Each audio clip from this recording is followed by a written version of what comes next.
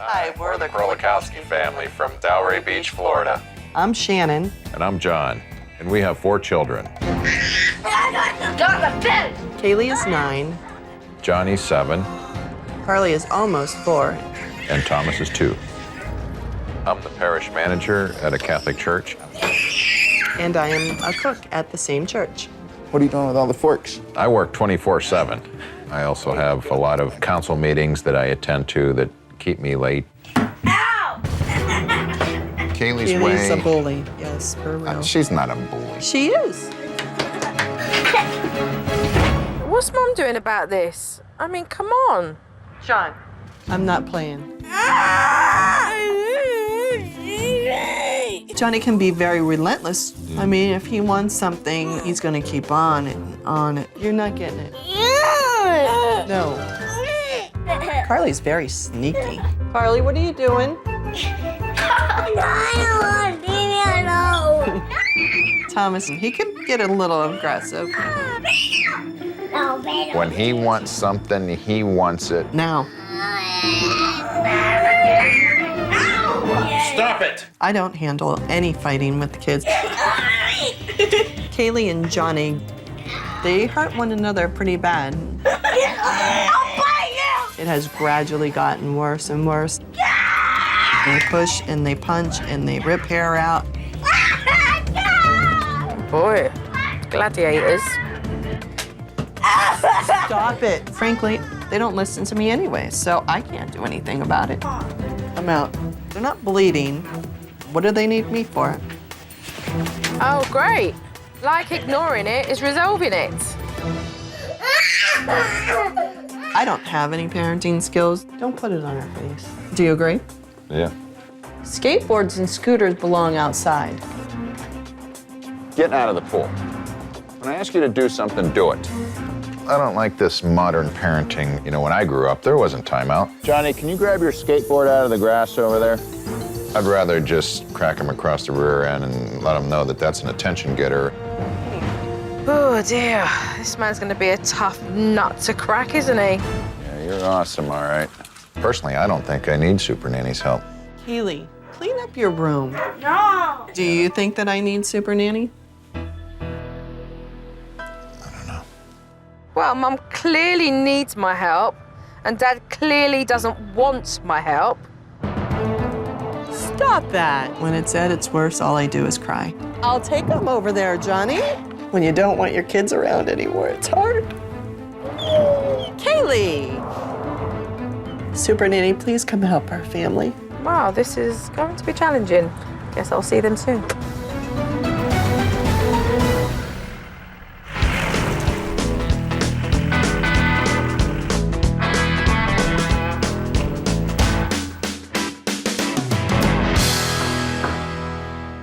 Hello. How are you? Welcome. I'm good. How are you, Hi, Shannon? pleased to meet you, Joe Nice to Frost. meet you. When I first met Joe, I was extremely nervous. Who do we have here? It's Carly, Hi, Carly. How are you? Thomas. Hi, Thomas. Was that the wink? Hello. That's Johnny. Hi, Joe. Bit of a rock star, huh? Kaylee, meet Joe. Hi, how you doing? Good. They're all quite mellow, aren't they? I have visited a lot of families, and I could certainly tell that something was slightly off-key here because the children were behaving perfectly.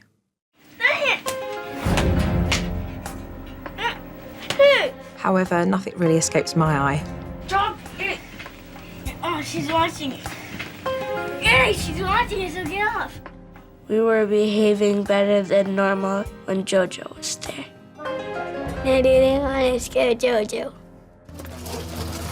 The kids decided to play in the backyard. There's a swimming pool there, and I was absolutely appalled to see that the 2- and 3-year-old were scooting around the pool, and Mum was just behaving as if it was no big deal. I mean, what about safety here?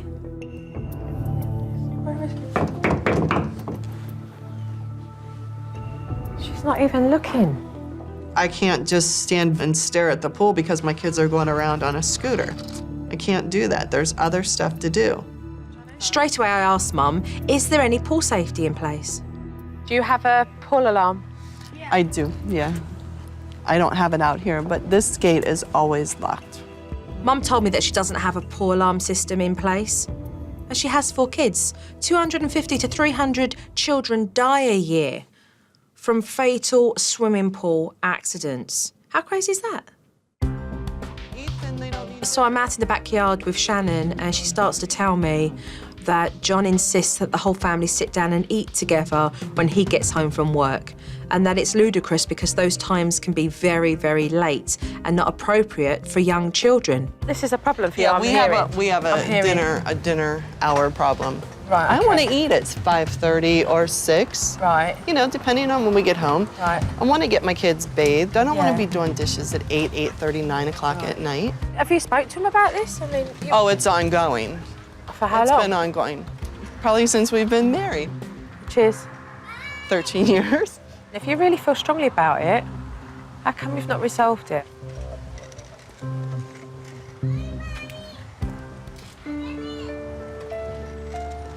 What's going on? I used to be so strong. I got worn down. Who do you think wore you down? My kids wore me down. I don't know what's happened. I mean, I love my family, but I'm falling out of love with my life and my family. Mum is blaming the kids for taking her strength away, and I truly don't think she's supported much from John at all. I mean, let's face it, she's at breaking point, so I've got here at the right time. It's 6:30, the kids are killing time because they're waiting for Dad to come home so they can all eat, they're hungry, so this gives me an opportunity to talk to the older children. Would you get to spend most time with, Mum or Dad? Mommy. Because Dad has these long meetings. Like at Kaylee's birthday, he said he would like the candles, but he had this big meeting that was very important. Oh, so on her birthday, he wasn't there to do the candles? Mm-mm. And how does that make you feel when you don't get enough time? Sad. After hearing that story from Johnny, what I want to do now is talk to Kaylee and see what she has to say about her dad. He's like sort of strict, so we sort of behave. Because if you don't behave, what happens? He'll get his belt out, and he has a special spoon, and he'll put like a face on the back, What kind of face? What do you mean? like a sad face. Right. Let's face it, I've heard a lot about John, so I'm actually looking forward to meeting him myself and getting a chance to know him better. Dad finally got home after 7 p.m. Hi, John. There she is. Hey, Hi, pleased to meet you, Jeff Ross. nice to meet you. After changing clothes, Dad came down into the kitchen and started to prepare for dinner, and Johnny and Kaylee were cooking up a storm themselves. This one's first! God, those kids are going for it. Are they always like that, arguing and fighting with each other? Those two? They'll fight. Yeah, they fight and argue. Yeah. And try to let them work it out. If they can't work it out, we got to step in. I don't monkey around with them, you know. I'm not really into timeouts. I'm going to tell you to do it. I'm going to ask you nicely. But if it's not getting done and you're totally ignoring me, then I'm going to have to start raising my voice. And if that doesn't work, then the hand, you know, a little swat across the rear end never hurt anybody. The kids were talking about that today. They were saying that you got this belt and you got this spoon or something that's got like a face on it. I do not. Oh, you ain't made a spoon then with a face on it? No, So the spoon doesn't exist, you're telling me? it does. It's right here. Oh, it does? It doesn't have a face, but it will. Oh, okay.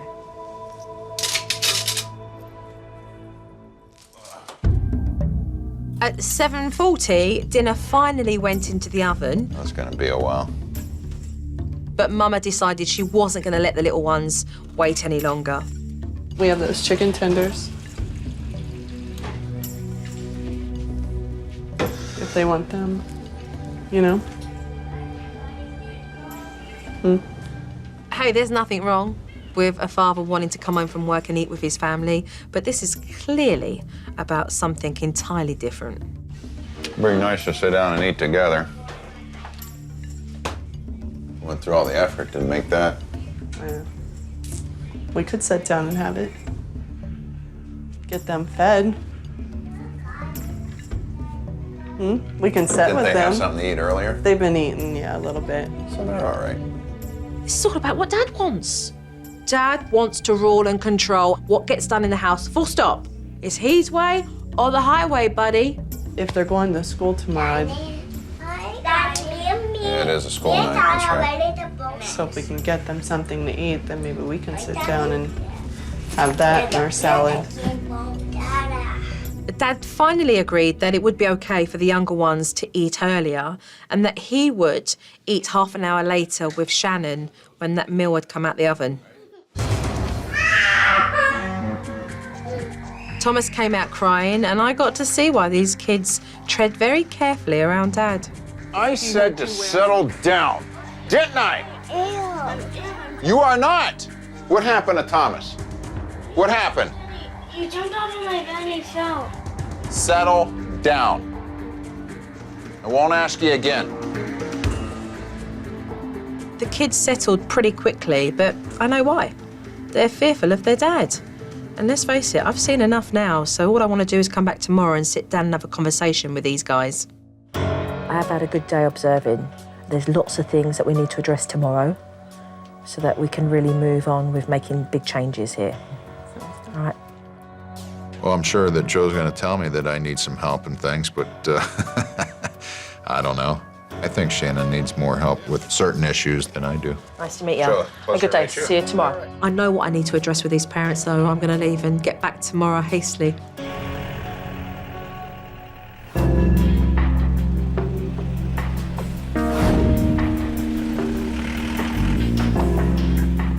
Why don't we get straight down to business and discuss discipline? You have no authority. None. They don't take you seriously. No. You are a pushover. Yes. But when Dad comes home, it's a different story. They do as they're told.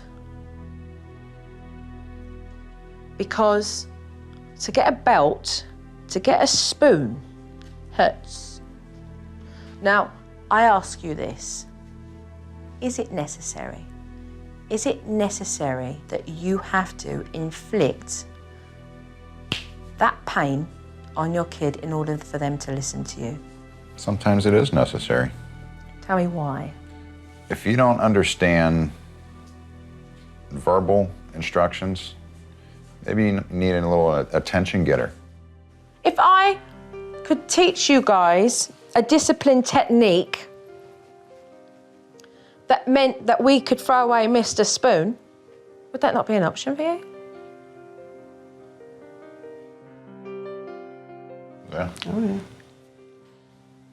Let's talk about the time you're spending at work.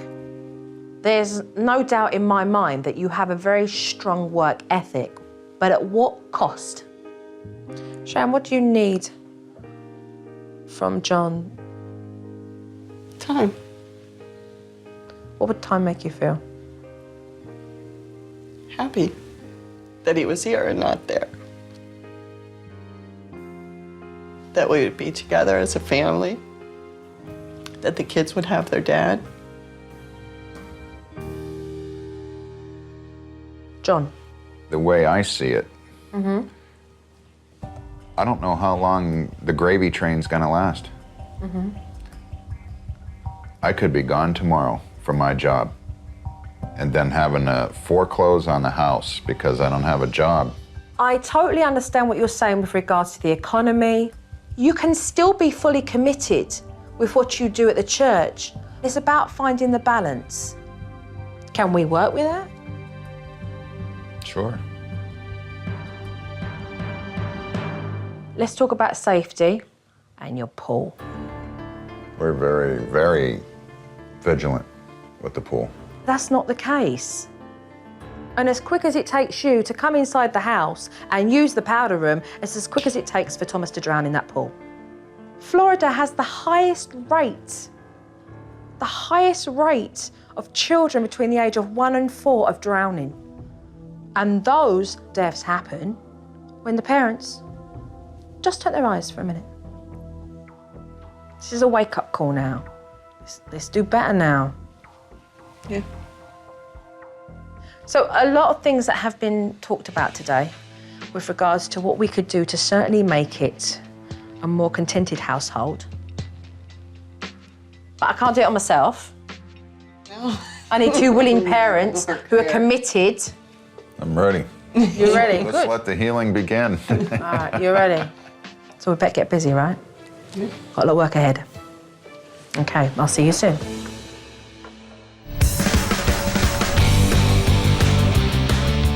The first thing I want to deal with today is pool safety. That's a must. So whilst Dad was at work, I spoke to Mum about the dangers of that and fixing it. The facts are accidents happen and they can be fatal. Okay, so what I've done is brought baby Brian here to give us a clear example of pool safety. I supplied Mum with a pool alarm system that have monitors as wristbands to go on the children's wrists. Bracelet, you know, like a... And then baby Brian decides that he's going to get curious and have a look at the pool. And it looks quite inviting. And then just because young children do, because the water's fun and it's playful, he steps back and he says, I'm going to run and I'm going to jump.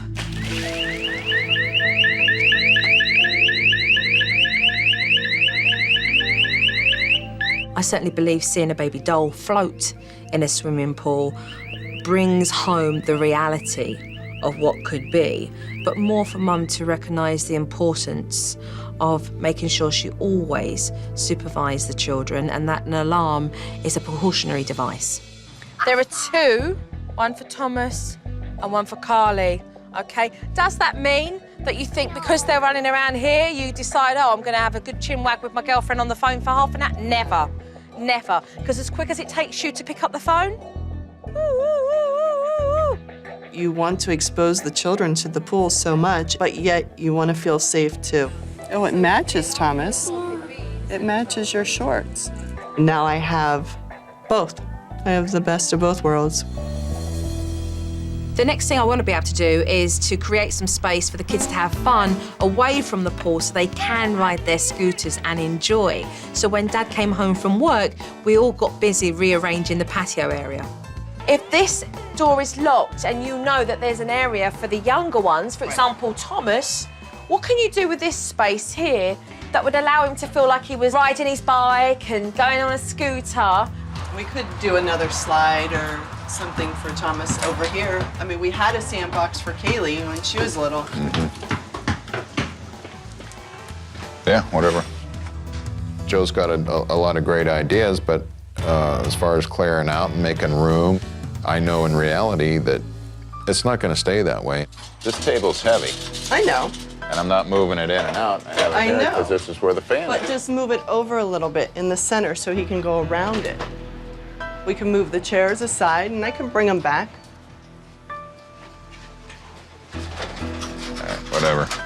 John might be trying to sabotage the teaching, but I'm not going to allow it. If he wants to make the comments he makes, he can do it. It's only making him look like a fool. What's the big deal? You're like, whatever, like you can't be bothered to see where Mum's coming from. We're trying to make something safe here. Try to move the table. Why would you not want anything to do with creating more space for your younger children to play in that's safe whilst your wife is at home raising your children? If I can at least have it to where I'm not constantly running outside checking on the kids, Thomas can come out here while I'm getting stuff You know what? done. Here. For this week, for this coming week, let's move it. Come on. Because you know it's going to go back. Just move it a little bit. There. John not participating and not getting the fact that I need certain things done is completely frustrating. I have someone there that's going to help me get myself under control so I can get my children under control. And if he can't see that, that's his own problem. That's it. Attaboy. That's what I'm talking about. You see what I'm saying? It was so clear that Dad was just gonna push all the time and resist anything I put into place here with the family, and I just wasn't gonna let it deter what I needed to do. It was important that Shannon learned the steps for the timeouts. That's what we did. No, no. No hitting.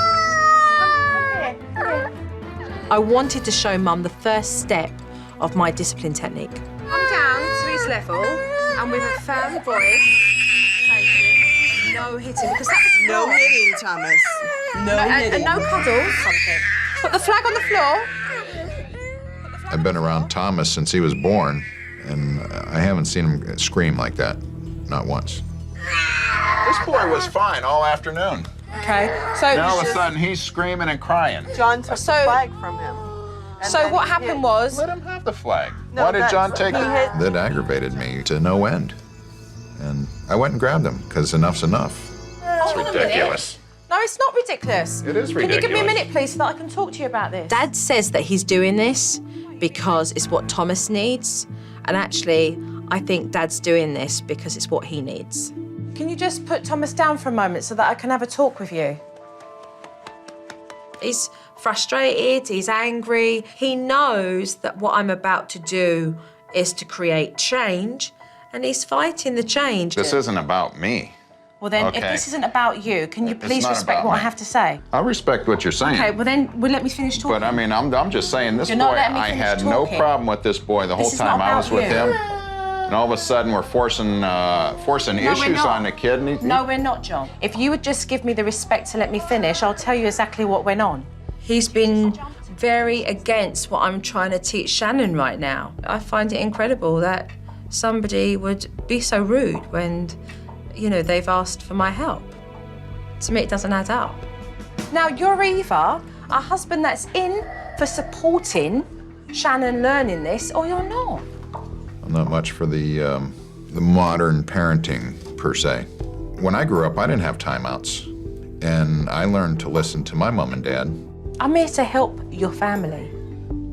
Okay, Have some patience with me. all right. Dad says he's going to cooperate. When?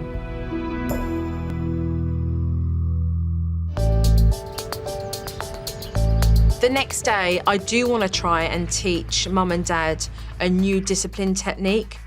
I need Dad on board and time's running out. If the children don't listen to what you're asking them to do, I want you to bring them over to the timeout bench. Timeouts in my house don't exist. I've never tried them. It wasn't long before Mum got to try out the technique. The kids were playing in the backyard and Thomas bit Carly, which gave Mum an opportunity to step up.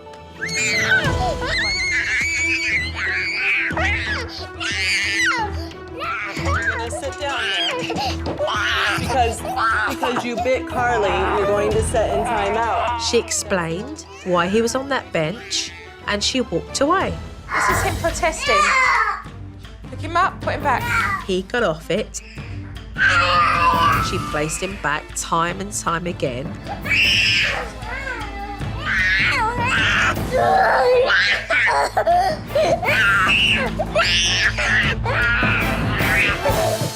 Mum was doing really good at the discipline, but then Dad walked in and I wanted to nip the possibility of him sabotaging this by getting him involved.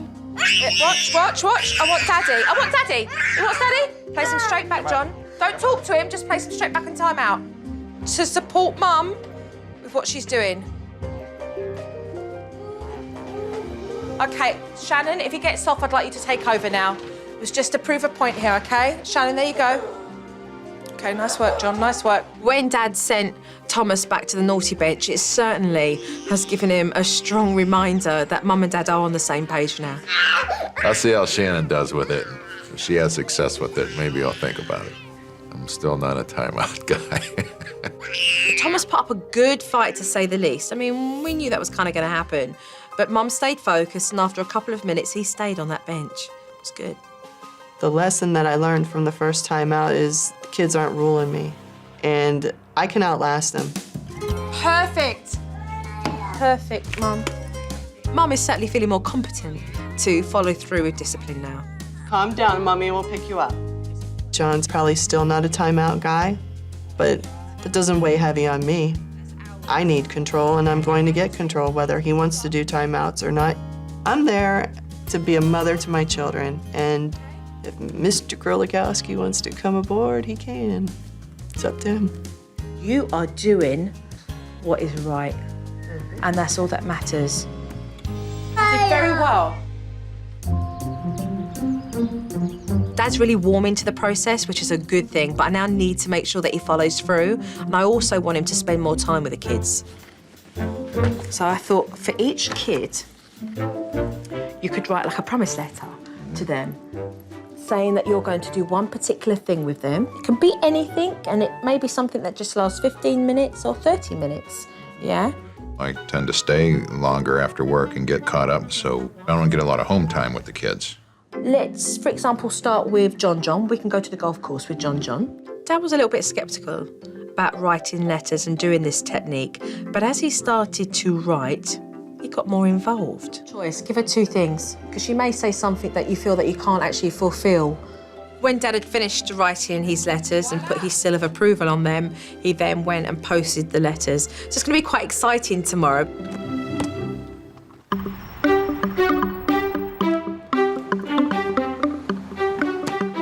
They started to open up their mail, and John was very, very pleased, to say the least. It says, I promise To take you to the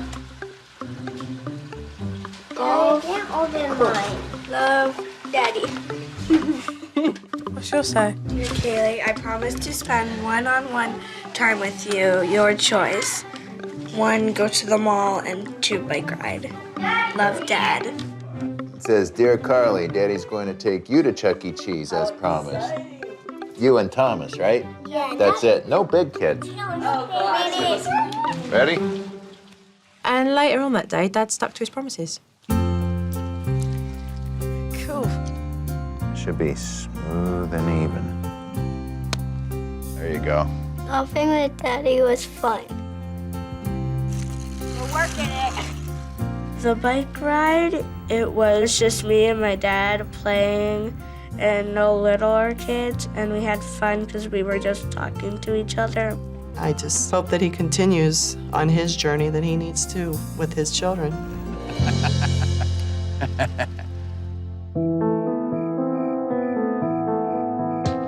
So, I'm off for several days. This family certainly have work to do together, a lot of follow through. So, Dad, a nice, friendly reminder about that balance between the work and the home and spending time at home. Dad's either going to show his family that he is just as willing to make change for the better, or I believe he'll be left behind. Okay, kids, see you when I return. When Joe is away, maybe I will be looking over my shoulder for that guidance that she has shown. Say bye, Jojo. Have some fun. Take care. Bye-bye. Thank Hey, you. Joe. You're welcome. Bye-bye. I think the changes so far, I mean, are they going to work? I don't know yet. We're going to have to wait and see.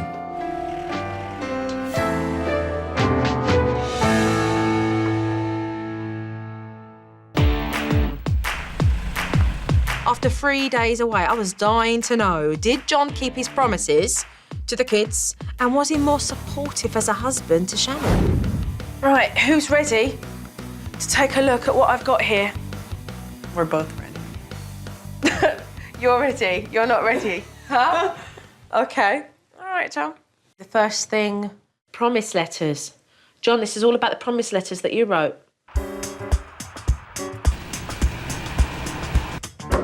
All right, good boy.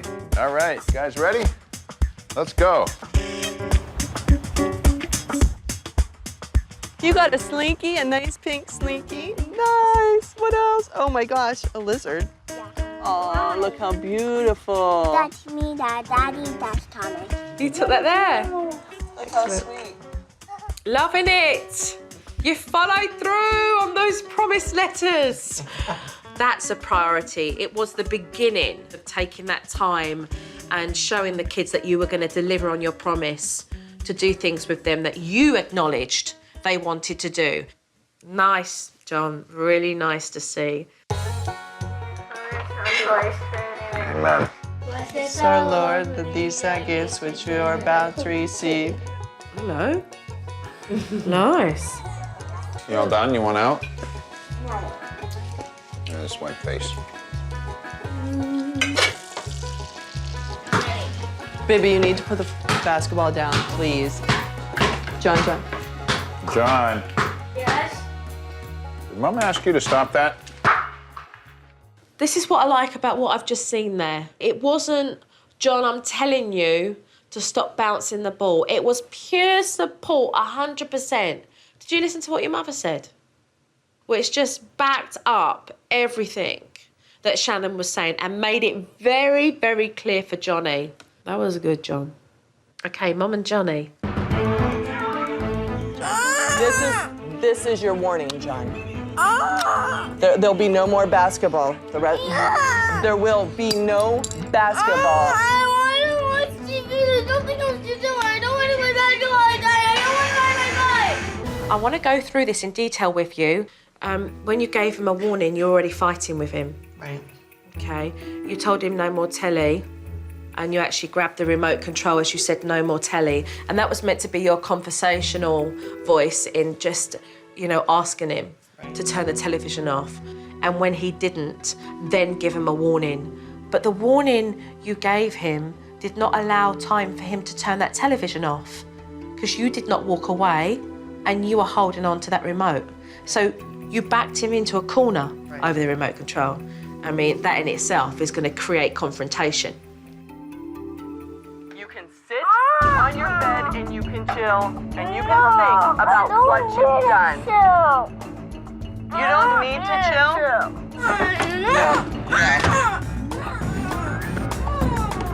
You're gonna chill, John. You're not going to destroy my house, Johnny. I don't need a chill. You do need to chill because you're gonna learn respect. You're going to listen to me. I'm the boss, John. A very common thing that I see with parents is when, for so long, they've really felt helpless and they've not felt like they've had the control, and then almost within a couple of days, they take ownership of that authority. It's liberating, and they feel such strength, and then they go over the other way.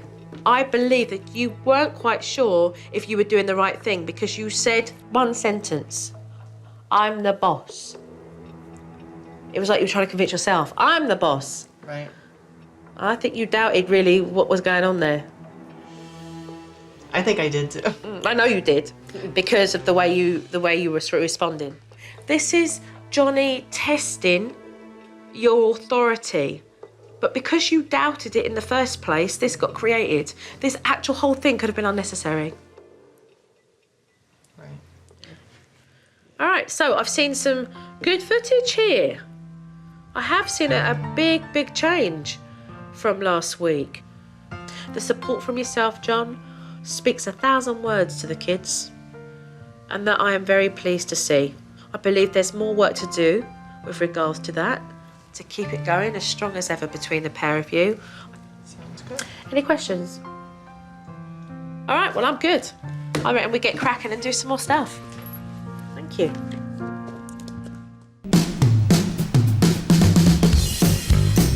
It's my last day with the Kralikowskis, and I can see from the DVD footage that Mum is still suffering with timeouts. I don't need a chill. You do need to chill because you're gonna learn respect. You're going to listen to me. I'm the boss, John. So the first thing I'm going to do is to give Mum a very good, strong visual to remind her of what the steps are to the timeout. I've got some steps, you know, the naughty bench that we do, and I've actually got that written out for you. So I thought, let's just go over that so you can see it, and then you can keep it so that you can remember it as you're doing it. You can look up and actually see it.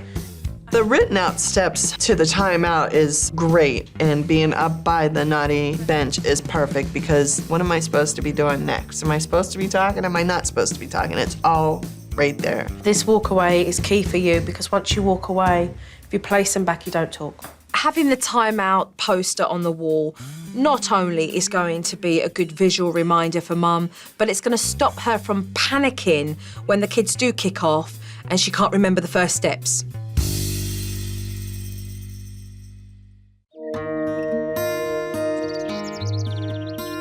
I have one last thing to do with Dad. It is very important. It's going to remind him of his commitment to his family and how accountable he is. In this time capsule I will give him, he will fill in the document so that he remembers the promises that he made to his family. This is a short-term, goal-orientated look at where you will be with your family in 3 months. We're going to put it back in here and actually give that to Shannon. And in 3 months' time, open that up. She'll see that you've kept your word to continue to strive forward with your family. Spending more family time together, having more time together as husband and wife. Better control the kids when they misbehave. Wrote them down, I put them in the little capsule, marked it 3 months from now, and sealed it up for us to open together. What will you be taking home from this experience when I leave, John? I'm pretty stubborn. Fair enough. Kind of set in my ways and not so willing to change, but where there's a will, there's a way. Yeah. Joe grew on me. When we started out, I didn't think I really needed anything, but I was able to dig deep and do a little soul searching myself and find that there's areas that I'm lacking in. And then it was time for John to present the capsule to Shannon. We got a capsule Okay. to open in 3 months' time, where we're gonna be in 3 months. Okay. The time capsule is a great reminder to John of what he needs to do for his family. Okay? Sounds good. All right. The time capsule was a promise to myself where I want to be for my family. I plan on keeping that promise. Right, guys, time for me to leave. Lovey. My mom has changed because she's now finally doing timeouts and we're listening to her. John, let me give you a hug, please. But I know that he needs to do more stuff with me. That feels good. Bye, Shannon. Bye-bye. Shannon has certainly stepped up big time and is feeling much more confident and liberated as a parent. Joe's had a positive impact on everybody in my family, even John. Hi, we're the Silva Family. I'm Danielle. I'm Tom. Tom and I have 7 kids. When Tom and I got married, Tom brought in 2 children from his previous marriage. Megan, who's 17, Allison, who's 7. I brought in Cheryl, who's 8, Mackenzie is 6, and together we have Riley is 2, Keziah is 1.5, and Caden is 6 months. I work full-time for the Army National Guard. My current duty assignment takes me away from home. I leave Monday mornings, I come home Friday nights, so I'm gone all week. What are you guys doing? People don't really understand what it's like with 7 kids. They're stepsisters and we hate each other. You're not going outside. Yes, I am. No, you're not. Yes, I am. Husband gone all week and 7 kids. You've got your hands full here. I'll also kill you, idiot. Every single child in this house swears. You shut Oh my word. Megan, our oldest child, there is some distance growing between us. The relationship between my father and I has kind of been indifferent. Sometimes I just don't feel that Megan and I are even on the same planet. Go in the other room and play.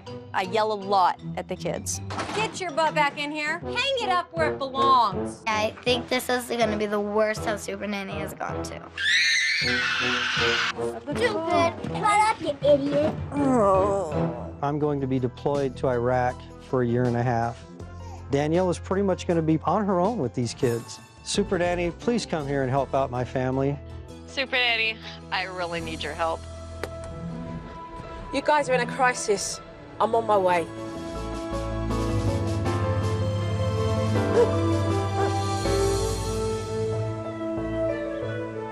Well, this is going to be interesting to see exactly how Mum copes with 7 kids while Dad's gone for the whole week.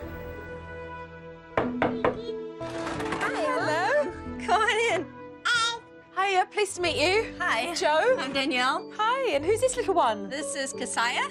Hi, Keziah. Say hi. How are you? When I first saw Joe, the first thing I thought was, oh, kids, please behave. Don't get me started off by yelling at you when she first walks in the door. And who are all these children over here? That's Riley. Can you say hi? Let me have this. Say hi. What's your name? Cheryl. Hi, Cheryl. Pleased to meet you. When I first saw her, I was like, oh my God, she's finally here.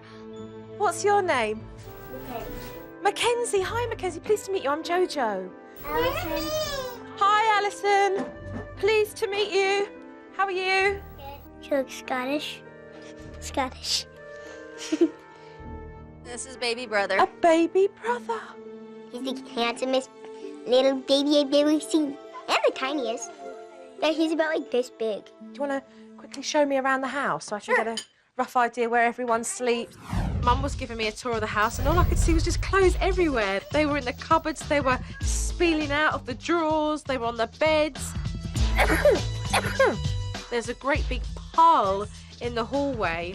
I mean, you just had to kind of shift through the clothes to get from one room to the next. Half the time I think I am washing clean clothes. Because I'll look at something and go, I just folded this. No cleaning's been done at all, and Mum is obviously finding it hard to keep on top of this situation. When we finished the house tour, I wondered where the rest of the girls had gone. I found it in here. Treasure Hi. Waggy thinks you all. She thinks so. She thinks I'm... What does that mean, that word? That means she doesn't like you. It just made me realise these children must hear this language all the time.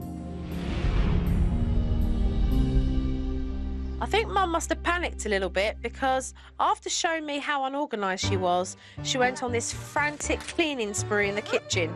She was scraping with a knife all the dirt and she pulled the dining table out. And she said, all I do is spend my time cleaning. I thought, there's no way. Normally I would be up until midnight cleaning the house. Danielle was in there mopping the floor and it looks like it hasn't been cleaned for absolutely months.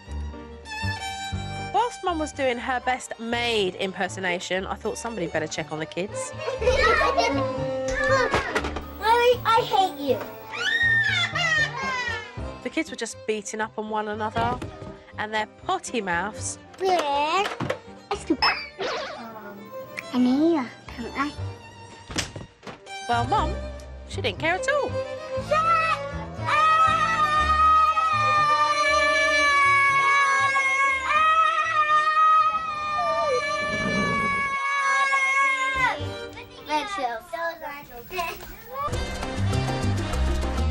I couldn't believe my eyes. Riley, who's 2 years old, was driving around Kasaya, who's 1.5 years, in a toy tractor without helmets. Next thing I know, Riley walks through the door alone, and I thought, somebody's missing. So where's Kasaya? She's been left somewhere. So Mum and I are like running everywhere to try and find Kasaya. Kasaya's stuck. Did you get left here? Riley just left Kasaya on the back of the tractor. She's only 1.5 years old. Come on. I was shocked that Mum had to go looking for Kasaya. I mean, if she can't manage the kids now, what's she going to do when Dad's gone for 18 months? Stop it. Do not unfold those. The chaos continued inside whilst Riley was putting up a fight. Riley, Catherine, out of my kitchen now. No matter what Mum said, Riley did the opposite. Stop. Go play. Don't jump off that couch. No. Stop it. I can't just go and sit down for 20 minutes because it's mommy this, mommy that. Straighten up. Come back here. Riley. I just feel like I'm always running around, picking up somebody's mess. Hang it up. Stopping somebody's fights. If you can't play, then you'll need to come out and sit on the couch. Mum's definitely got her hands full with 7 kids, but I can tell by the way she's acting, it's really taken a toll on her now. Actually, let me grab you for a moment. I pulled Danielle aside because I was really curious just to see how she was feeling, knowing that Tom was going off to war. Sorry. No, it's okay. It's a serious situation that's about to happen and change the dynamic of your family and change. It's tough for Mum right now. She's a ball of emotions. She's got her partner who's going off to Iraq. I mean, like I told him, I got married. I love having a big family. I'm part of a big family. I just didn't think I was going to have to raise them by myself. And it's not fair to the little ones because they don't understand.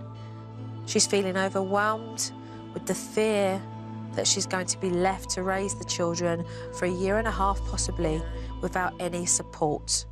And I can't blame her for feeling scared and anxious. How am I going to do it by myself?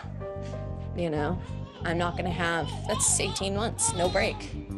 Nobody else to be responsible for them. And it's going to be me. Later on, Megan got home from school and I managed to say hello. Yeah, pleased to meet you. Joe. I love her accent. Just meeting her, she seemed really nice right off the bat. How was school?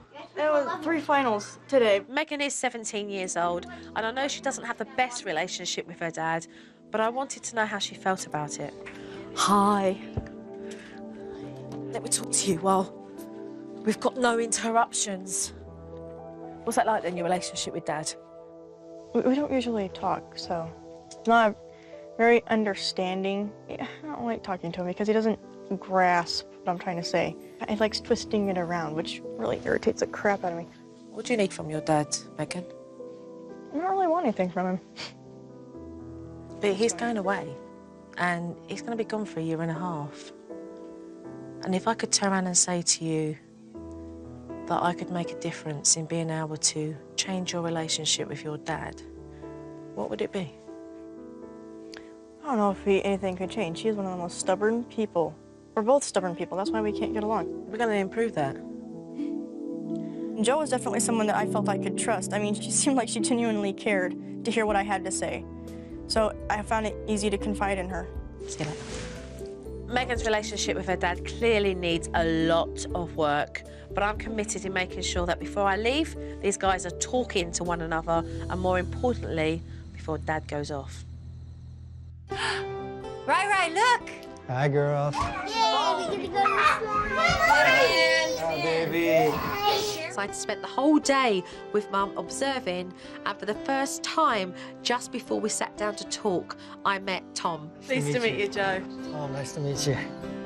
Which is different for me. I would love to just grab the pair of you and go through the issues that I feel need to be addressed. Great. So hopefully we can do that now and sit down and have a talk.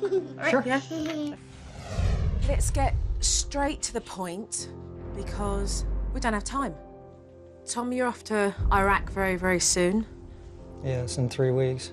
Danielle, you're going to be left to look after and raise 7 children. For how long, Tom? 1 year to 18 months. And I'm not going to pull any punches with you guys. I walked through the door, Danielle, and I was shocked. Absolutely shocked. There is food all over the place. There are toys in every corner. There are clothes from one room to the other. You've got 7 kids. It's not a choice, it's mandatory. You have to be on top of things. I agree. We both agree. But it's not happening. Why isn't it happening? I just don't get any cooperation from the kids. And other than yelling at them or swearing at them, they don't listen. What part of you as parents think that it is acceptable to swear in front of your children? Well, I don't think either one of us view it as acceptable. And we don't want our children to use that kind of language. While I was observing, Mackenzie came up to me, and what she said to me was, Riley thinks you're... That would be Riley. Riley thinks everything is. But I tell you what, it's totally unacceptable in my book. Everything you're teaching these children when you swear at them is how to communicate with others. That's not right, is it? No, it's not. You guys need to raise the bar. You don't see the potential in any of your children at all. You just see the bad things that they do all the time. I want to. I really want to fix it. And I go to bed and cry because I don't know how to fix it. And that's what I'm trying to bring to the forefront. You will need a strategy of how you are going to cope for when Tom goes off to Iraq. And you need to be pulling out that strength from somewhere. Dad, what's Megan like? Megan is a lot like me. I see a lot of myself in her, a lot of my virtues and a lot of my faults. You've got to open up the gates. She wants to be able to receive your love. She wants to be respected by you. You have the power to resolve that and to make that better. She was very insightful. In just a few short days of observation, she knew my family. So you guys really willing to put in all of that strength, all of that courage, that determination to be able to turn around your family? Yes. I can see that there's hope, and she really can help us, and there's things that we can do. We're not a lost cause. I'm ready to go. I want my kids to get all they deserve. You ready to start some good hard work then? Yes, we are. This house seriously needs a routine. It doesn't have one, any shape or form. And if there ever were a house that needed a routine, it was this one. Come over here, come on. Jojo's got something I want to show you. I'm willing to try what Joe's got. I'm really hoping that, you know, with the advice she gives us, we can get some kind of routine going and survive until Tom gets back. And not just survive, but flourish while he's gone. So let's move on now that we have that in place. When Joe walked in with a plan and said, this is our schedule and this is what we need to stick to, right away, the sergeant in me is going, yes, yes, let's go do it. Everybody happy with that?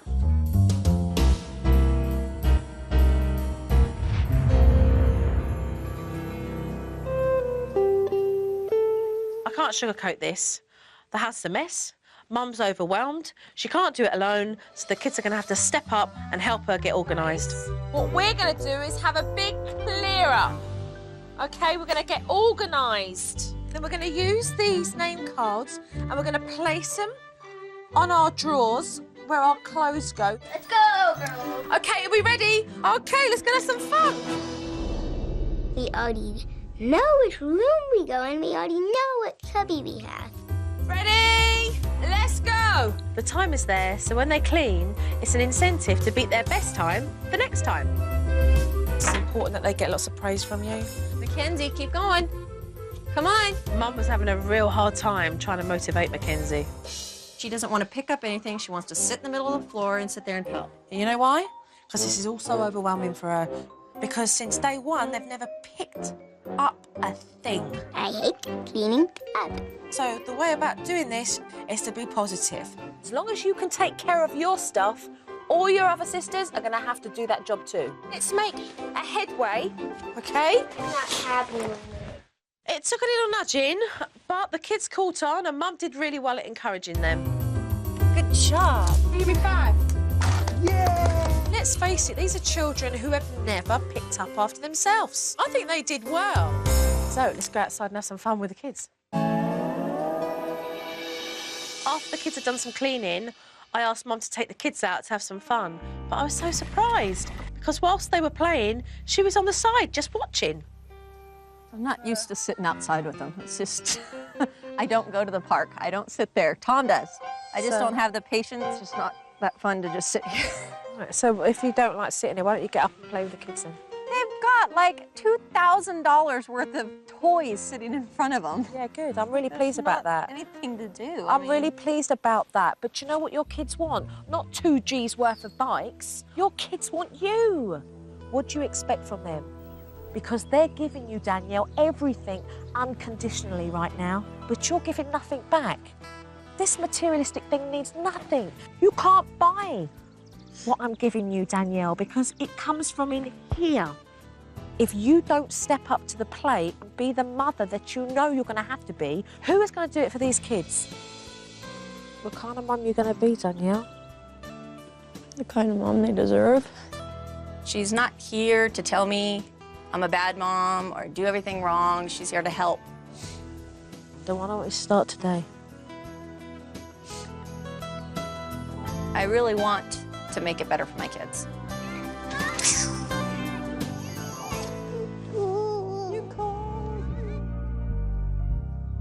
Learning to play on their own is not the only thing they've been taught by their mother. Their language is atrocious. Jojo's brought this into this house because there is too much bad words. I'm putting a stop to this immediately with a trash talk technique. 10 mouths. Any trash talk, bad words, cursing, you're going to lose one of these and they're going to end up in here. We want everybody setting good examples here. I was pissed. Try to choose another word. Does that count? Is that a bad word? Pissed. And Mum and Dad are going to give you coupons to do very special things as rewards. Come on, not being able to say shut up without getting one of your mouths taken off. This is for a week. So if we see these mouths on the board, then Mum will be dishing out these coupons. If you lose one of them, you don't get it back and you don't get a coupon. Cheesy turd. You need to go take down a mouth and put it in the jar. Right away, Allison lost a mouth for calling somebody a name. 7, 8, 9. I have 9. Everybody else has 10. Yeah. That's because we didn't say a bad word. She called her a name, and so I made her take down the card. You've got to think about what you say before you say it.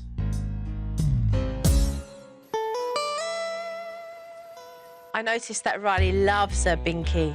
She's got tons of them.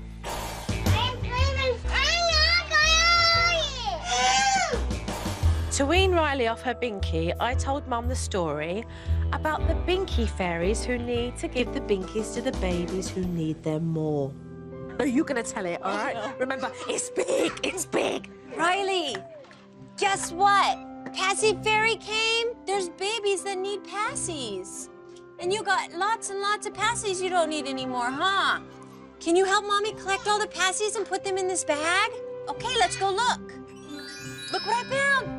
Yay! Put it in there. And Riley got really excited. She ran around the house looking for all of her Binkies. Fairy. Hey, is that all the passies there are? Now, we gotta take this outside and we're gonna go tie it in the tree. And the Binky Fairy's gonna come and get it tonight. I really honestly didn't think the one that was in her mouth was going to be given up. But Joe told her to put the last passy in there. And put that Binky in there too. Good girl for cleaning it. Right. Oh, good job. Oh, for the Binky Fairy. And when you're sleeping, the Binky Fairies are going to come and they're going to take the Binkies and they're going to leave you a special present. Are you excited?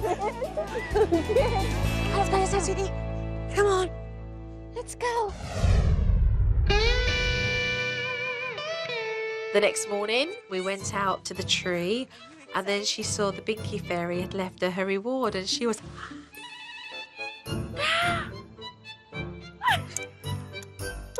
It says Riley. She was so excited, her little face. Oh, good job. Wow! What's inside? Reach inside and get it. That's for big girls, and you're a big girl. When Riley saw her new doll, she completely forgot all about the Binkies. And I think Mum started to realise that a little praise and encouragement will go a long way. Even though things have started to change, there's been an overwhelming feeling of negativity in this house. So to boost the positive energy, these children need to hear a lot of praise and encouragement from one another, as well as their parents. So I'm sending them out on an obstacle course.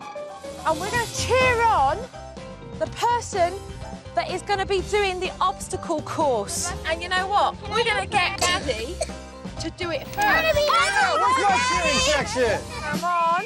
Get those knees up, you're slacking! If Joe was never in the army, she certainly could have been. You're slacking, come on! Bye! I knew they would be really excited to do this obstacle course. And they were cheering on each other, and Mum and Dad got involved. It made me smile, because they're not normally cheering each other on. We all had fun. And the most important part was the point that Joe made of everybody encouraging each other. We need to do that as a family.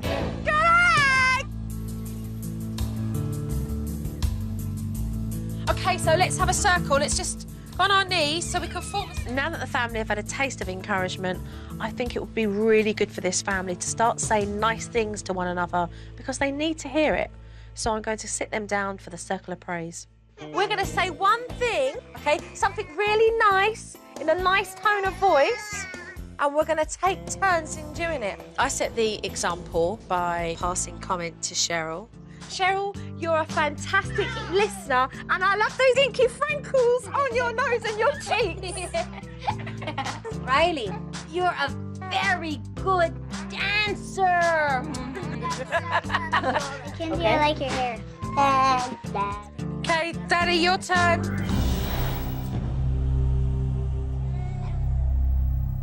You have to actually pretend you like something about me. Tell me I'm pretty or something nice. It was awkward. You could have cut the atmosphere with a knife. And I thought, time out. These two need to talk. Come with me, come with me. Take a pew.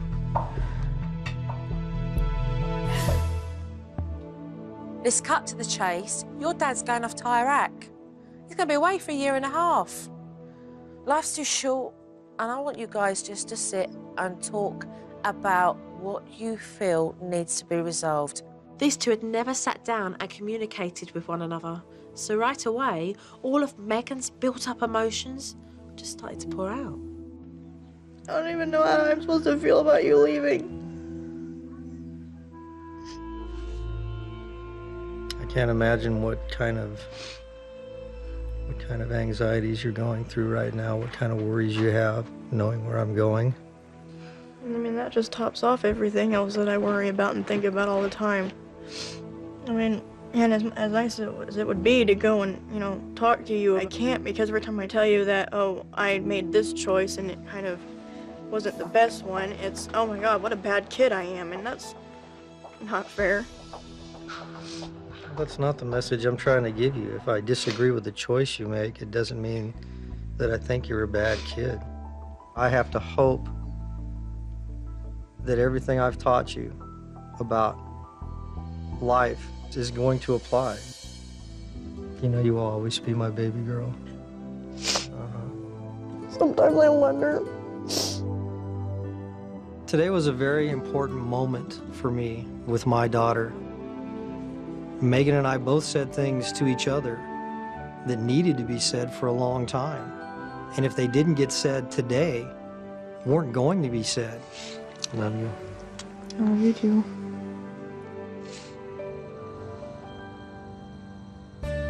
Girls, come over here. Come over here and say goodbye to me. With Joe leaving, I'm gonna try to get the kids to keep the positive talk up. I think we've all gotten so used to her being there and kind of being a, you know, cheerleader. Okay. Take care of yourself. I'm gonna do my best to keep it together. Remember, this is about empowering you. So use everything. Who knows, but I tell you, I just hope that Danielle just sticks to everything and puts 100% in. Mum's going to be on her own for 18 months, so let's just see how she gets on with this practice run. You did it in 33 minutes yesterday. See if you can get faster. You ready? Set, go! Great, you're using the task timer technique. White baskets are clean laundry. Come over here and put your clothes in the basket. Mum, keep it upbeat. Try and make it real fun for them. Saya, please don't. This is yours. Excuse me? Did you just say a naughty word? Did you just say a naughty word? You need to go take down a mouth and put it in the jar. Right here. Put your mouth in that jar. Good. Stay on top of that trash talking. Hurry. Way to fire up the kids, Mum. Hey, 30 minutes today. That was pretty good. I love that positive energy. That was very impressive. Let's just see if Mum can keep up that enthusiasm. I don't care what you want. They're hers. Can I open it? What's going on here? Where are you in the routine, Danielle? Mum, you've been on that couch for hours. That's ridiculous. Oh, I think that Danielle's forgot that my surveillance cameras are still running.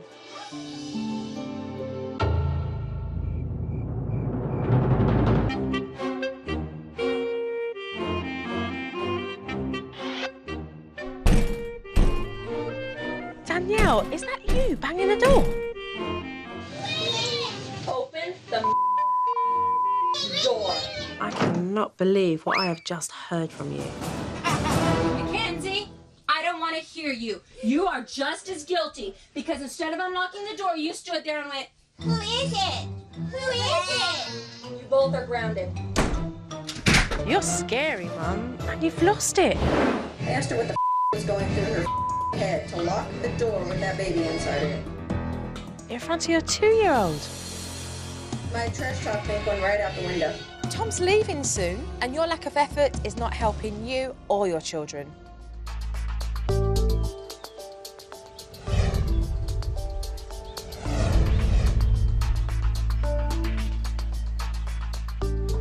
Okay, let's take a look at the footage and see what we've got here.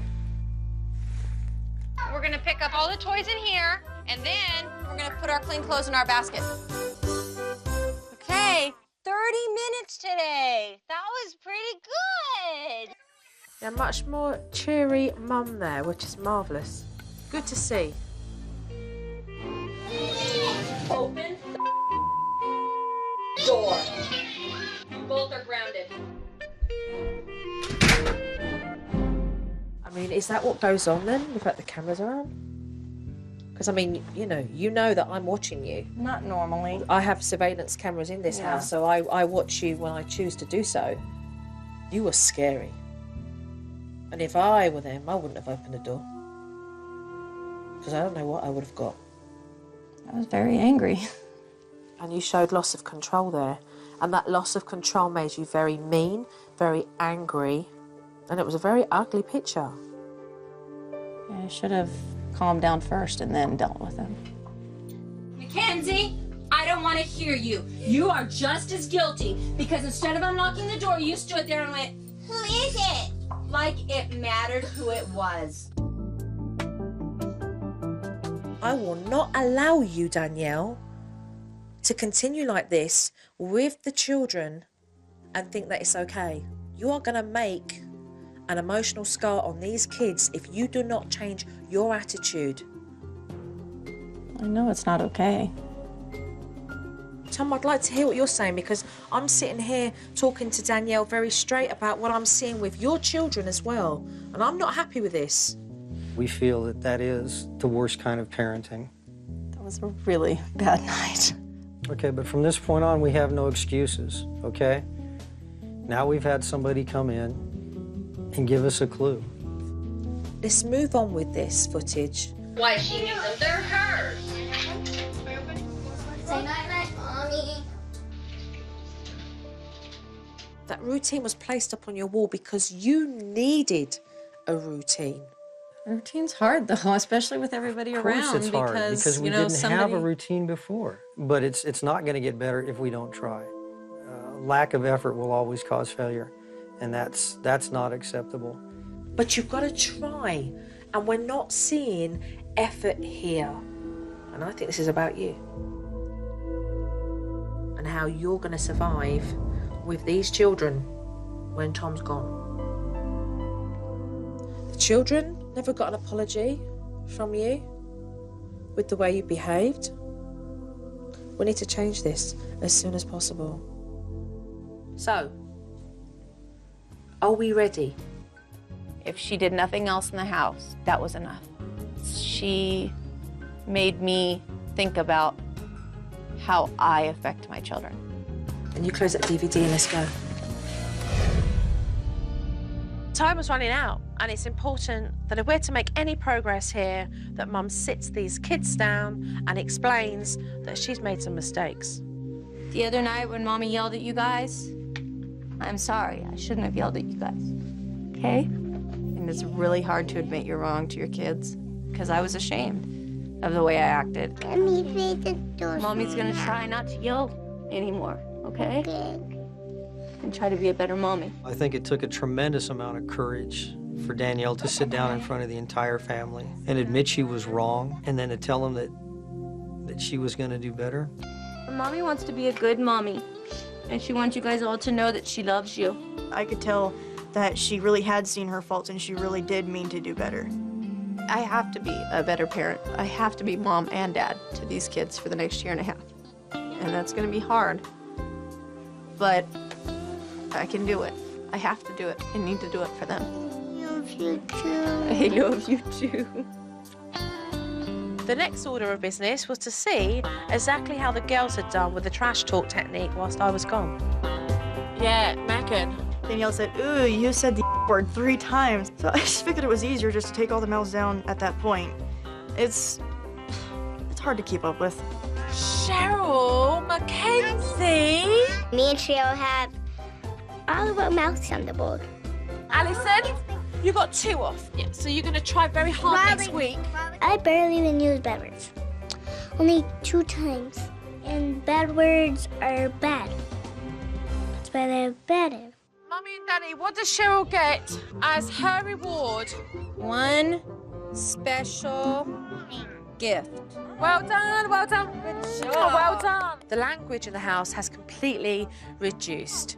Cheryl and Mackenzie have put 100% effort into thinking before speaking. I got a coupon today because I had all my mouths on the board, and when I go to Disneyland on Monday, I get to bring something back. A souvenir. Megan's absolutely petrified that her dad's going to go off to war and he's not going to come back, and that must be just absolutely horrific for a teenager. And I suggested to Dad that it would be lovely if he could leave Megan something of sentimental value and make her realise how much she's very much loved and how special she is. This is a watch that that my grandfather gave to me. Anytime that you know you're going off to a war, there's that chance that you may not come home. And so for me, this was a terrific opportunity, knowing that this may be the last chance that I ever get to get it right. I want you to keep it for me while I'm gone, because I intend to come back for it. But while I'm gone, I want you to hold this for me. I saw that watch and I knew what it was because I knew it meant something to him. And I know he was leaving, so it meant something to me. It's so hard. I hope you come back to be able to take this. I plan on it. I have so much to come back for. I'll be fine.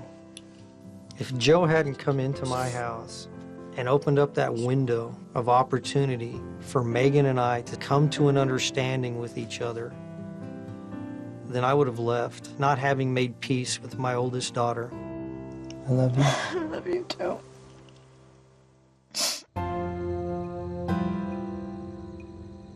Mackenzie, Where's that? Jojo's going home now. Cheryl, come and give me a hug. The Silva family was a very challenging family, but I do feel the outcome has been tremendous because Mum has become aware of what she needs to do in order to be a better mother. The children are happier because they're getting more praise from their parents and more attention. Dad has really stepped up. Be careful, you. What's so amazing about the way Joe works, there's no magic in what Joe does. She comes in and she shows you who you really are. And that's what I really want to thank Joe for. Give me a hug. I want to thank Joe for coming in and showing me how to be a better mother to my girls. Be safe. No doubt there's been some positive changes with this family, even though they are still walking that long road. I think Danielle's accepted the fact that Tom's going to leave, and she now has found the confidence to be a better mother, and she's more determined to make it work.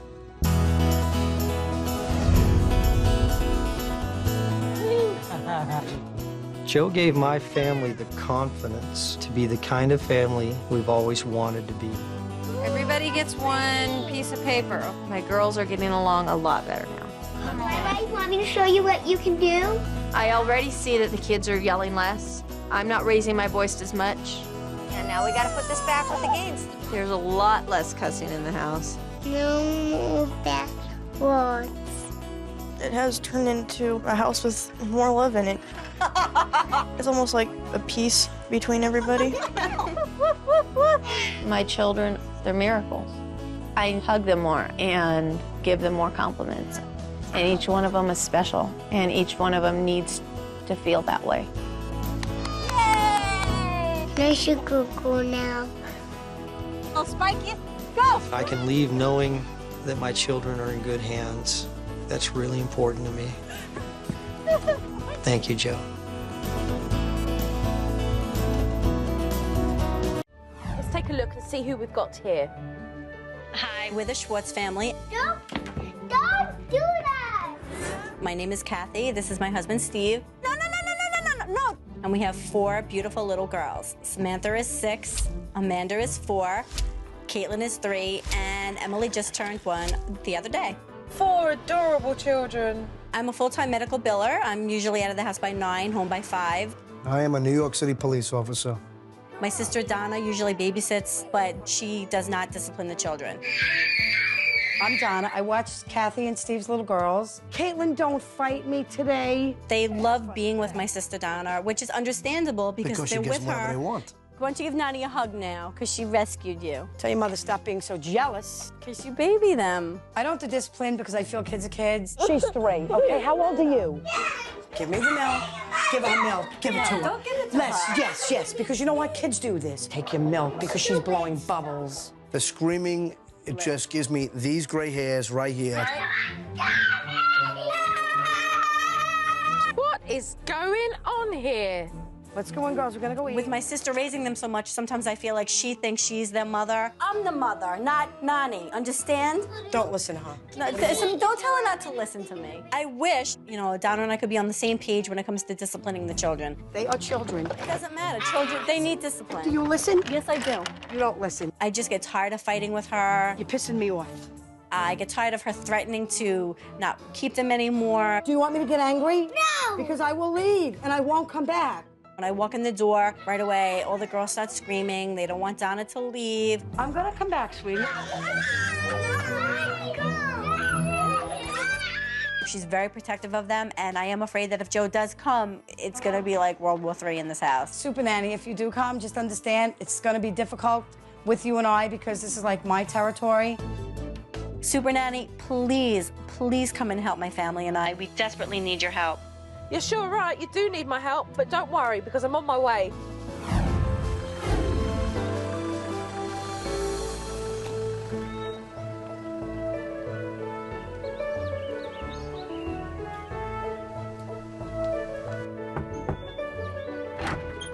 Hi. How are you? Very well, pleased to meet you. Joe. I'm Kathy, please come in.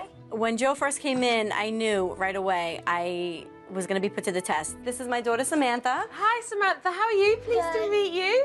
Hi. What's your name? Amanda. Hi, Amanda. Pleased to meet you. You gonna shake Jojo's hand? Hi. And what's your name? Caitlin. Hi, Caitlin. Hi, Caitlin. You gonna shake Jojo's hand? Say hi. Pleased to meet you. Nice to meet you. Yeah. And who's this little one here? Emily.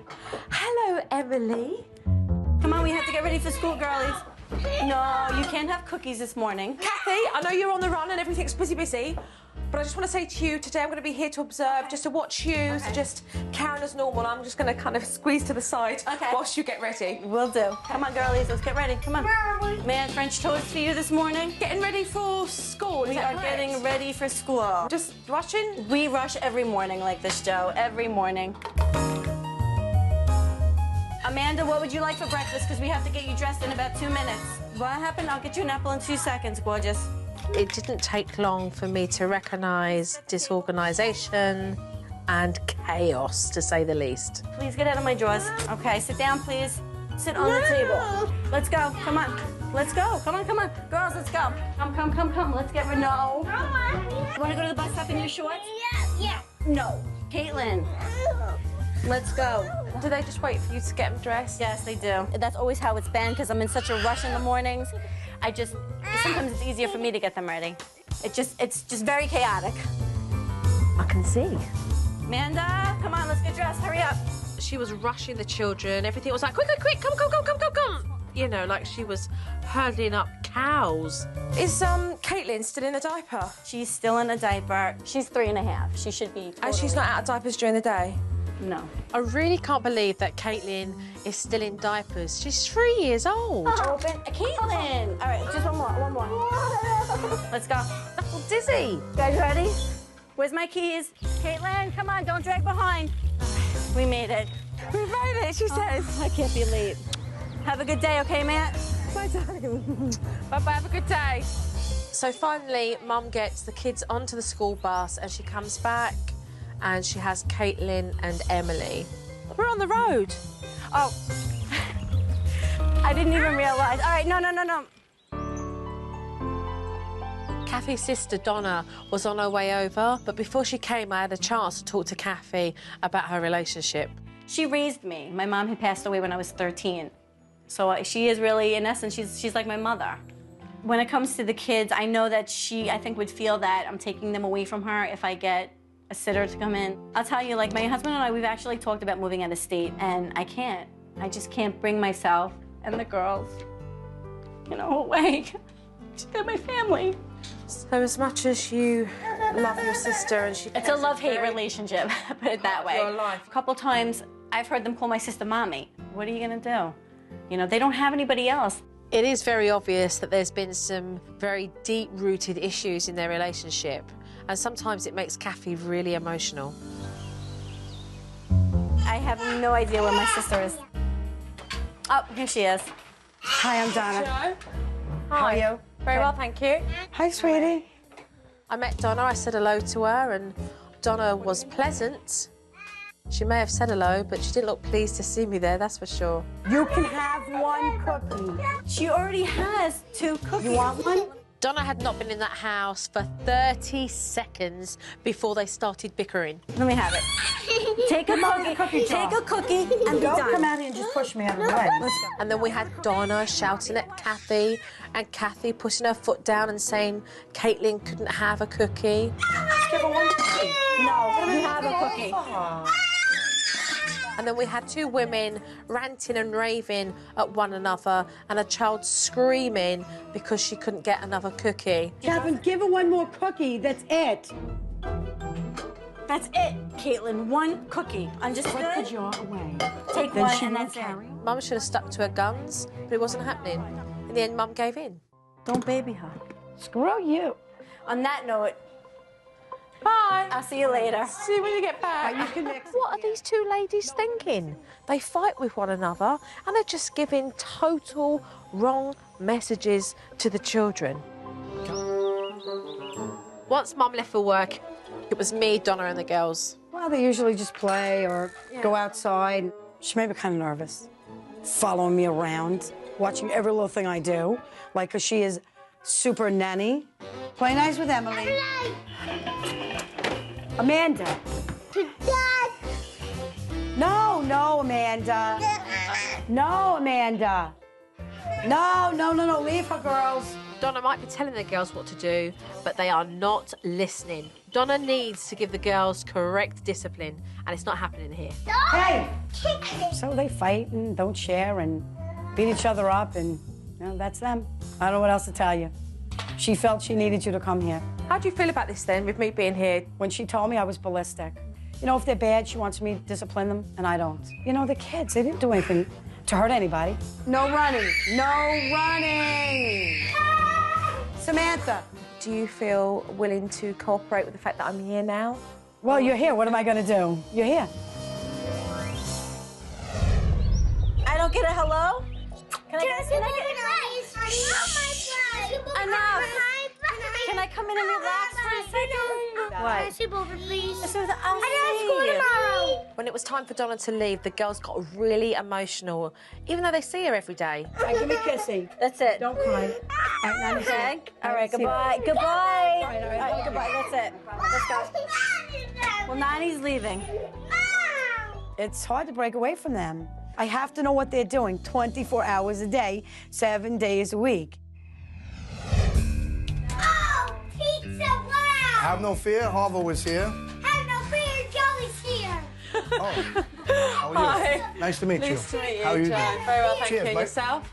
When I first saw Joe, I figured now's the time for me to get out in the open. I could show Joe what really goes on around here behind the scenes. I get jealous that sometimes you'll see the kids, they'll call Donna mom, and they'll call Uncle Jerry dad, and sometimes they'll call me Uncle Jerry. And I'm like, how do you not know I'm your father? Steve came clean. I mean, he put his cards on the table. Between mine and Donna and Catherine, you know, one coddles, one doesn't give in, and one babies.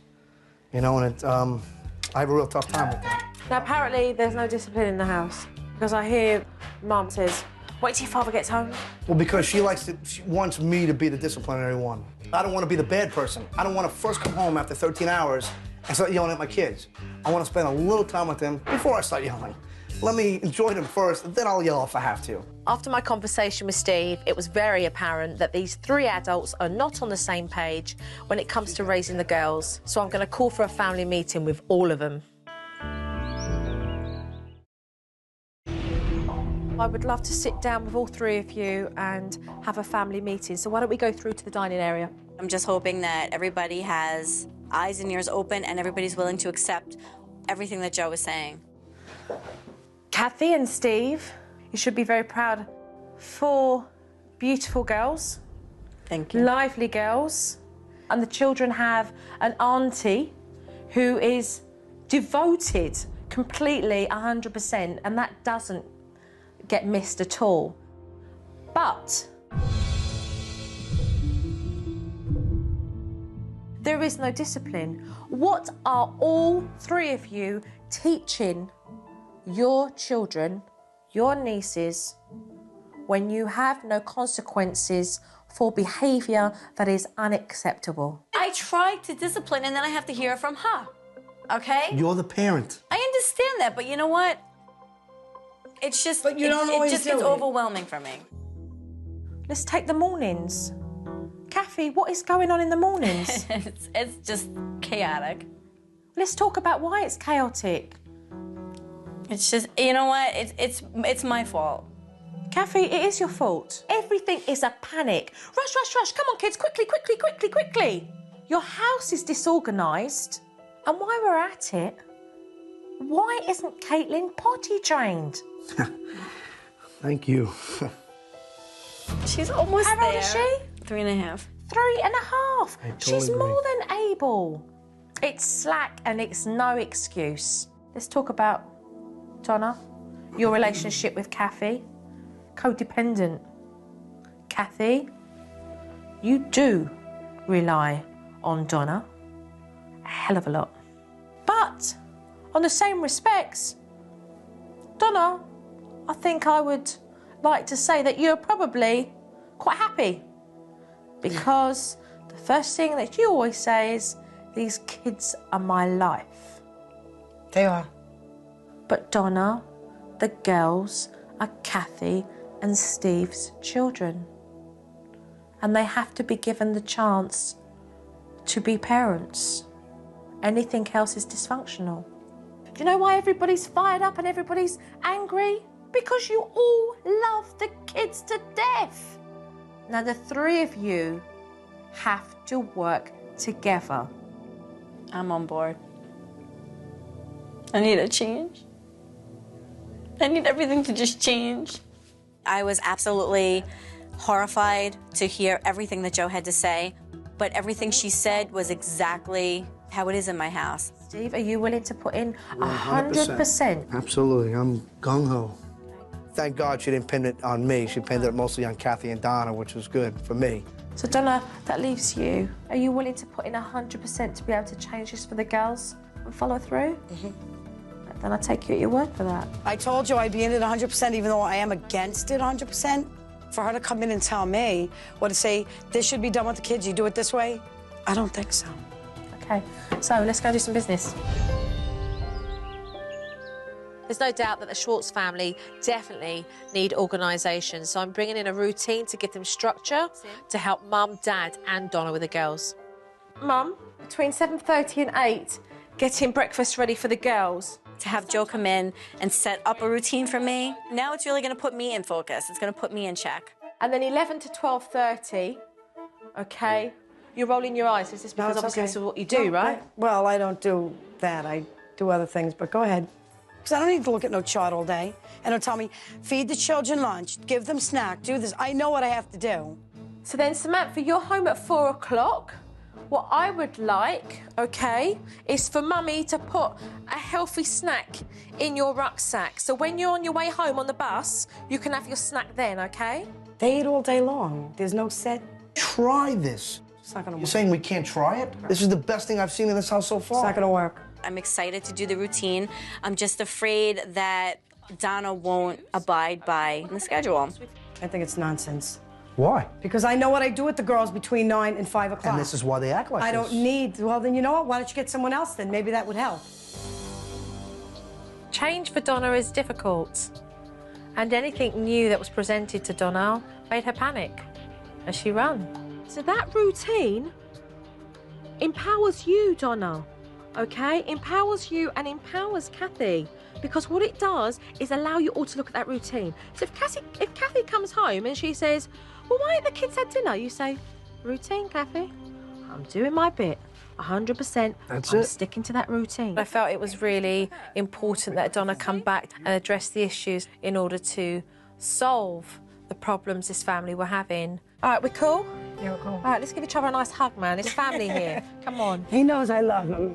Sometimes I know. Sometimes. No, I do. Well, she's Stop just it. told you. Stop She it. just He told knows. she loves If you. I done that for didn't, would I America. be here? Come on. I'd do it for you. Come on, let's go, let's Come go. on, you know that. All right, let's go back in. One thing that's missing in this house is discipline. So I'm introducing the naughty beanbag technique. Okay, a bag each. The girls were all excited. And I said, girls, you're not going to be excited once you hear what they're for. These beanbags are for discipline. They're for when you've behaved in a way that's unacceptable, that Mummy and Daddy or Auntie Donna's not happy with. And if you misbehave, they're going to send you onto these bags. Anything good to say on this? I guess All the it'll bags? work. Oh, my God. Her beanbag chairs. She better take them right where she got them from. Those beanbags have to go. Donna won't accept the fact that we have to tame this family. Those naughty chairs have to go into play. Daddy? Later on, Mum asked Amanda to put some folders away, and after a warning, she refused. So Mum followed through. She put her on the naughty beanbag. This is where you sit for 3 minutes. Amanda! These girls are just not used to discipline, so I wanted to make sure that Kathy just stayed strong and stuck with it. As soon as she gets off, she's going straight back. Then walk away.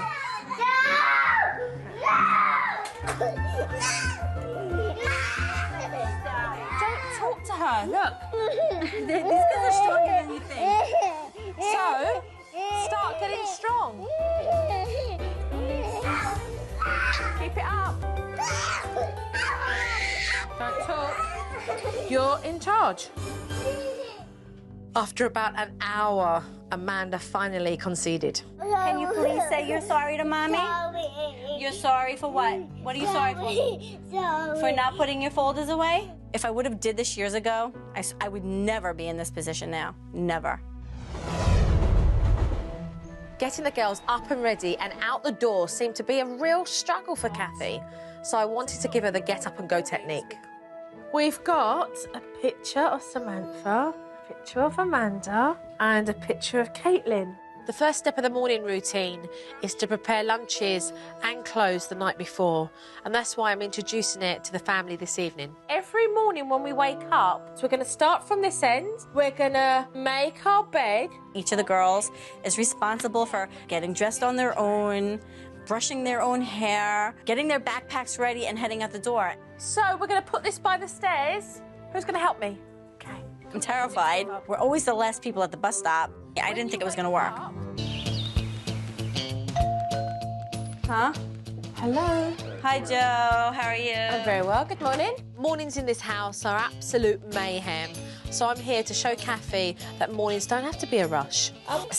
Mum, have we had all beds made? One bed made so far. Samantha made her bed this morning. Oh, great. We've got Samantha to get dressed. So, Samantha, close you on the side there, my darling. Good girl, Samantha. Let's go upstairs with the girls. Kathy and the girls had already started the morning routine, and it was absolutely fantastic to see that they were making real progress. Fix the top, hurry. Not hurry. That's old. Okay. We're not hurrying because we've got ample time. Okay. All right? Very good girl. Thank well you done. so much. Excellent. Amanda, are you going to move your one now? Because you've made your bed, look. Well done.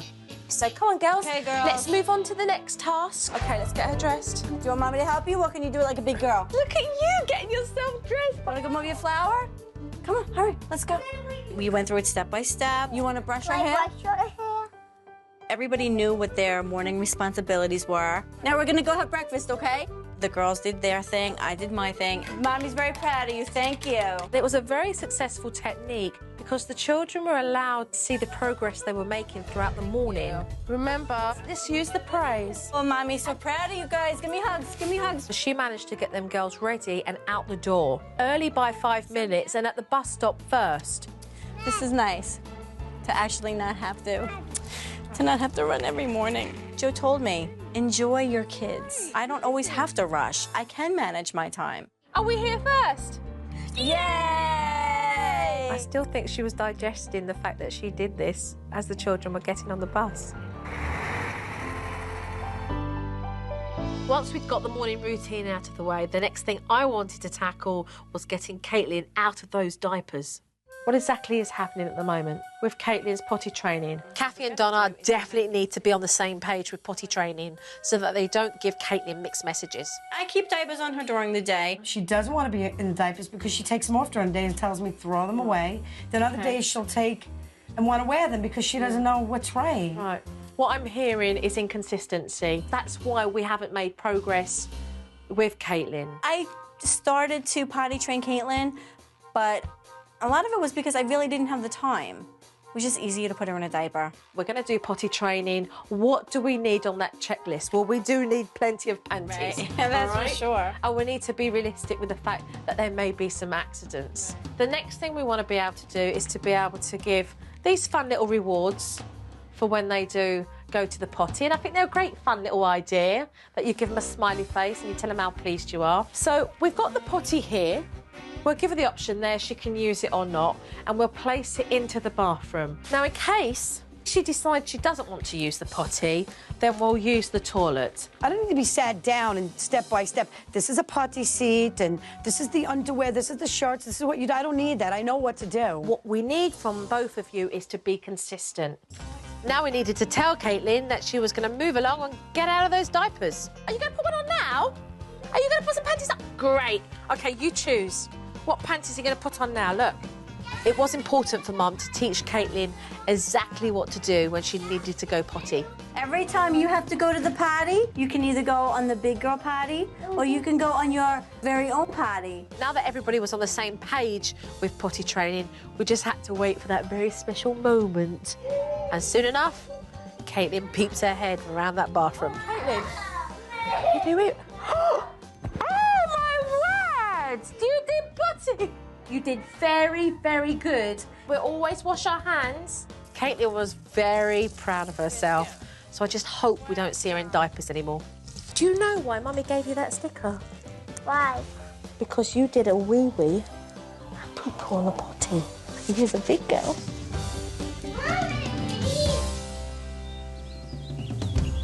Later on, when Donna and I were alone with the girls, Donna got really frustrated because they started acting up and they weren't listening to her.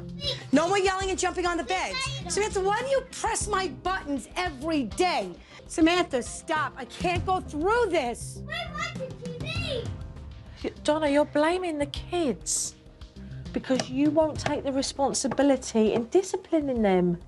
There were many times throughout the day that I pulled Donna aside and spoke to her with regards to disciplining the children, and she was very adamant about not wanting to follow through with any discipline. You shouted at them and you yelled at them. And then you said to Samantha, why are you doing this to me? Do you honestly think that she's looking at you saying, I'm going to wind you up, I'm not going to listen to you, I'm going to make you feel... Yes, she does. She does. She pushes my buttons. Samantha, please. Samantha, please. Samantha. Samantha. Samantha. Unbelievable. Joe just felt that maybe I wasn't going to try anything that she was going to show me, you know, and I kind of like blew her off, and I did. And I feel bad I did, but, you know, she turned everything upside down on me. Samantha, You just didn't want them listen jumping to on me. the beds. And can't you listen? They can listen, but in order for them to listen, you've got to be able to get their attention. So come down. Caitlin, on the bed, please, and look at me. You can play upstairs in your bedrooms, but we want no jumping on the bed. Do you understand what Jojo's saying? We're playing no jumping on the hospital. bed. Okay, that's good. Okay, now watch. We've come into the room, you've come down to their level, you've asked them all to look at you. I've remained calm. Then ask them whether they understand it, and then say, it's okay if they play hospitals or whatever they want to do, but no jumping on the bed. So that we're showing a compromise here. Donna's attitude really isn't helping this situation, and she needs to change if this family are to improve and work as a team. Hey, girlies. Hey, Joe. Hiya, have a good day. Mum came home from work and I felt it very relevant for us all to sit down and discuss what had happened throughout the day. Did you kick your sister? Communicate with Donna. This is not about the kids right now. Did you? I told her a million times. All right, well, just you As have to be alone. always. You can have a firm voice with them. I did. She said I was yelling at them. We spoke about how you can enforce your tone just by coming down on the level as well. This is good. We both work together, and then we get the kids at a place where You they keep should making be. these kids sound like they're horrible. And you know what? It's bugging me more and more each day that you're doing this. We want children who behave, have They do manners, behave. share. Donna just won't admit that these children need discipline. She is afraid she's going to be the bad guy in this whole thing, which is absolutely not the case. This is ridiculous. I can't go through this no more. Goodbye. Kathy is desperately trying to make changes for her family, but Donna's stubbornness, it's just tearing them apart. This cannot go on. I know, it can't. So what are you going to do about it? I really don't know what to do anymore. The bottom line is, I will have to take them away from her. I mean, I don't know what else to do. They're going to lose an aunt. I'm going to lose a sister.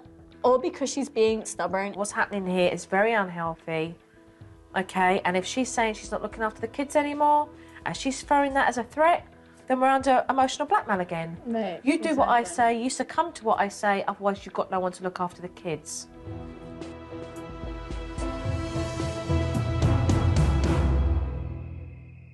Okay, I'm gonna go. I really hate to leave Kathy feeling so emotional about this situation. Keep strong. Thank you. All right? Just speak from your heart. I will. Thank you again. You're welcome. Thank you. I am nervous only because once Joe leaves, I don't want to see everything that we're doing to help the kids fall apart. But at this point, it really is up to Kathy and Donna to resolve their differences and sort things out. Now that I've left the Schwartzes, let's see how they get on without me. What's the matter, man? Well, it's good to see you back on board, Donna. I just feel bad that I treated Joe the way I did, and I kind of like pushed her away. But when I went home and I cooled down a little and I read her book, then I started thinking that a lot of things that Joe says can be right. Go inside. Go in and go. Where's her pants? Good girl. You want a sticker? Throw them. Here, sweetie, you got a sticker. Good girl. Love the encouragement there. Hi, girls. Caitlin. Hey, pretty Caitlin. Caitlin, tell Mommy what you did on the potty. Donna, Kathy, what a positive change. You're communicating. Good girl. Give me a kiss. Supernanny stuff works. Joe really helped. She did. I told you. She did go. Yep, it's only been She went in by herself. Then I was like, well, maybe some of the techniques work. You're next. Mommy's Right? going to teach you what Joe taught Mommy. I'm willing to try, to a point, I guess. I'm willing to try. Good morning. Can you get dressed by yourself for Mommy this morning? What do you mean, no? Let me unbutton this. Kathy, you should try and let the girls get dressed by themselves. This morning is so not the morning I thought it was going to be. Amanda wants this, Caitlin wants that. Sit down and stop it, okay? The baby's crying. Oh, I know, we all forgot about you. Can you go wash your face a little bit? Put it down. There's plenty of time in this schedule. What's the rush? Samantha! I'm on the verge of screaming. I feel like I'm gonna have a breakdown. Listen, this is ridiculous. What'd you do? What comes next? Okay, you ate breakfast. Okay, now what? Now we have to move it over. The girls are meant to do the chart step by step, not all at once. I need one. Share them. I need bread. This is good to see. Creative time. Share them. She's sharing. Donna, put a stop to it. Stop. Can she have some crayons, Amanda? Everybody Caitlin, no pinching! Amanda! If you do it again, you're going on the stairs. That's good, because she deserved that warning. Say you're sorry to Sissy. No! Let's go. I'm doing this today. No. Donna, it's good to see you following through. You sit there. Sit. Amanda, sit. Sit on the stairs and don't move. Amanda. Good effort. I'm coming back, and we'll get it right next time.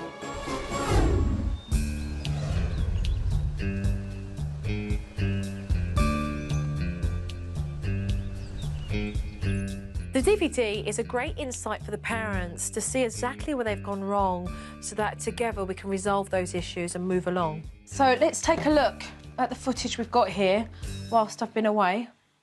Go inside. Go. Good girl. Here, sweetie, you got a sticker. Hey. Potty trained. She is 100%. Thank you. This is ridiculous. Sit down and stop it, okay? Oh, I know we all forgot about you. Samantha, stop it. She just got to get it together. She wasn't together. It is a little tough in the mornings. You know, they all run in different directions, and to get them all to just eat breakfast together or just to get dressed together, it's tough. Relax and have faith in the technique, and remember that you've left ample time to allow the children to achieve these small goals. Caitlin, no pinching! If you do it again, you're going on the stairs. No! Let's go. I'm not doing this today. No, you're sitting on the stairs. Sit. Amanda, sit. Sit on the stairs and don't move. Donna, I saw discipline. I know, but it didn't work. Didn't work. Hear me and accept what I'm going to say to you. Donna, I went away and I came back to a lady who implemented discipline. You gave a warning with the correct tone of voice. Now all you need to do is to be able to come down on her level and give her eye contact. That means that you've been thinking a lot. And for me, that is major progress. It means we're moving forward in the right direction. Come here, give me a hug. I am very, very proud of you. Joe was proud of me with the DVD session. I wanted to show that I would try. I wanted to show Joe that I was listening to her and not just blowing her off. Steve, Kathy, any comments on this? It makes me, you know, feel good to know that all three of us are doing what's really best for the girls. So, I'm going to be here for the rest of the day, working with all three of you. All right, let's go. Good morning. Good morning, Joe. So, get up and go? Yes, we're doing that. Two of the girls are up. The next morning, I arrived bright and early to help Kathy with the get up and go technique. Come on, Amanda, show Mummy how well you make your bedroom. Remember the get up and go? Okay, get Amanda to help you, encourage her. The kids got up and made their beds, and Mum was very encouraging. Caitlin, come, hurry. We're gonna move your picture, because you made your bed. Okay, great, move your picture. Well done, Amanda. The kids got themselves dressed. This is great, guys. Okay, want to go have breakfast now? Then off we went to breakfast, and it was a very smooth transition. Give them a choice of two things. We have French toast or we have cereal? Cereal. Okay. So, Mum, did we prepare the night before? Have we got lunch ready for school? Lunches are ready. Once Kathy calmed down and relaxed, the kids noticed, and they followed her. Isn't this nice, guys? We get to sit down and have a nice breakfast with one another. You done? Thank you. Can you put that in the sink for Mommy, please? Marvellous, Amanda. Great. On your get up and go technique, you know what you can move. Did everybody move the pictures? Let's see. Samantha's one step ahead. This is really fantastic to see. We've got a morning running very smoothly. Mummy's doing absolutely marvellous in moving the children along. Everybody did the chart. Yeah, you guys should be so well proud of done, yourselves. all of you. We normally leave at 8:35, okay, and it's 8 o'clock, which means we're early by 35 minutes. This is unbelievable. Thank you. And so there was room for the children to sit down at the large dining table and colour. Look at you spending time colouring now because you did so well in the morning. Give yourself a clap. Yeah. The morning routine now is actually giving me more time to bond with my girls, and that is something that I don't ever want to lose. In the afternoon, I was with the girls, and everything was okay, but then Caitlin and Amanda started to fight over a toy. Okay. And it causes absolute mayhem. Calm down, Amanda. Both let go of the bus. Let go of the bus. Amanda says it's her bus. She's being very rude and I'm holding the bus. If you do not let go of the bus, I will be placing you into the naughty bean bag. She refuses to listen to me. Off you go. Shortly, she was taken to the naughty bean bag. No, you do not kick. No, you stay there. So can I get you not to communicate and just to continue from where I was? I thought it was much needed to give Mum, Dad and Donna a chance to implement the naughty bean bag when Amanda was kicking off. Steve, you want to take over? No communication? No. Just follow through. Take her by the hand. I didn't mind going back and forth until she gave me a kick in the privates. Oh! When I went down for the count, that was pretty bad. Where's Dad? Just kick me right where it hurts. You do not kick your father. You know, I have to learn how to turn it around the other way next time. Are you all right? Yeah. Stop it! Come on, I'll help you. All right, protect yourself. Let's go. Amanda gave in. She sat on the bag. I want you to say sorry to Nanny Joe for grabbing the boxes. Now give hugs and kisses. I heard your sorry, now accept it. It's time for me to go. Emotionally, it's been one tough roller coaster ride. When the three of you work together, you can change your home here. Thank you very much for coming to our house and helping us out and everything. And I want to thank Donna for really sticking through with this and trying at least bring us a little bit closer as a family. Joe came in, and the biggest thing that I love her for, she taught us how to be a family again, and I will be forever grateful to her. Bye, Joe. Thank you. Take care.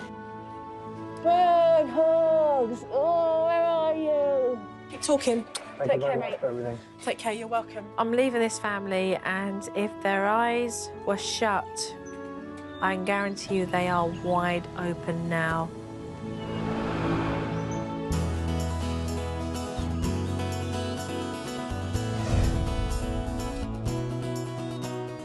Good girl. You're a big helper today. You're doing a great job. Joe taught me that I can talk to my kids and they'll listen. Mommy's proud of you, right? I'm making her better. They're taking care of one another, which is something that I have never seen in my house.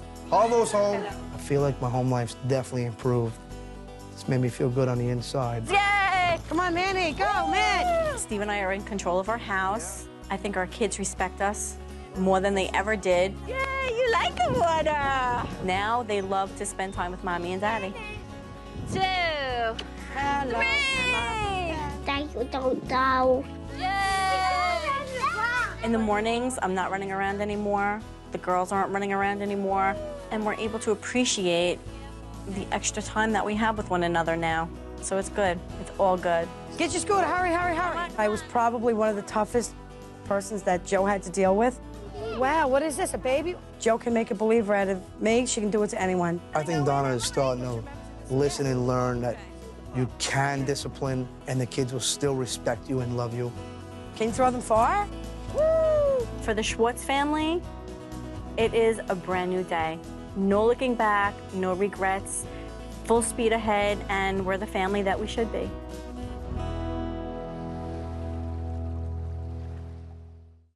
Hey, there's the thumb sucker. What's the matter, Tommy? Give me the Vulcan pinch. The Vulcan pinch. And then a noogie sandwich. The seat's not taken right here.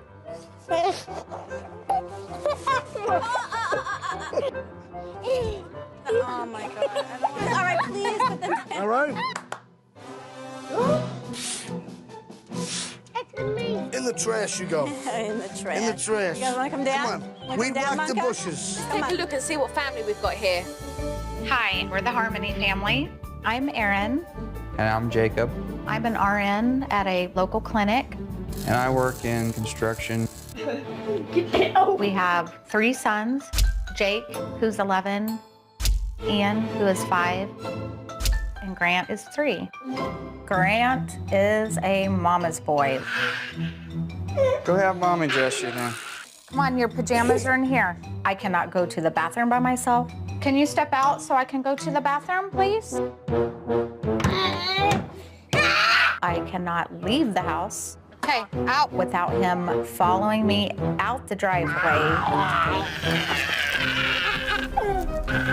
Oh, this little boy's very clingy. Grant gets angry, he'll bite the couch. Yeah. Biting the armchair. Ian, who is our middle child, he's the instigator of the fights. He does get into it with his brother a lot.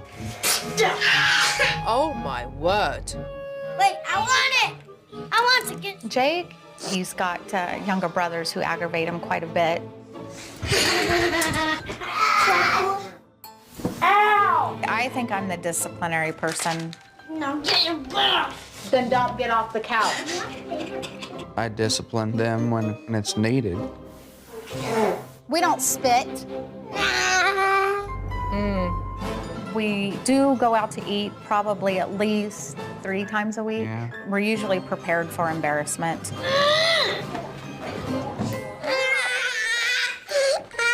Bedtime for Grant, we usually put him in his bed to begin with. He'll sleep for about 4 hours, and then he will wake up, he will grab his pillow and bring it into our bedroom. This is not good. Get on face. Quit saying that. Stop! I feel like the family's falling apart. So please help us. You guys need some good help. I'm on my way.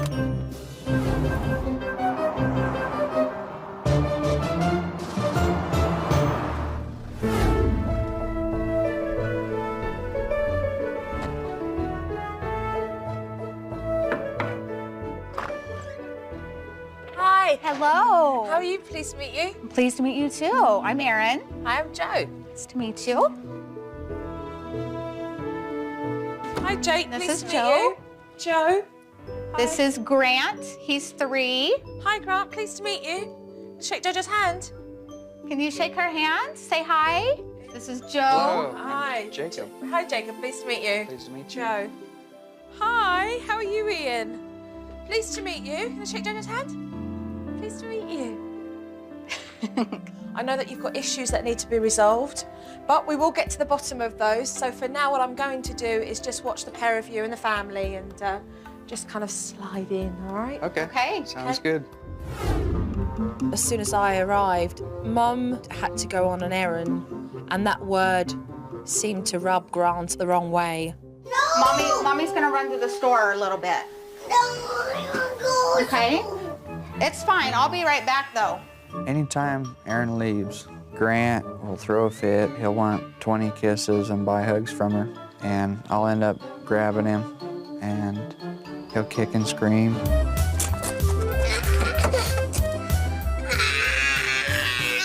Grant, I'll be right back. Okay? Or I'll just hold him. Grant. Mommy, I'll be right back.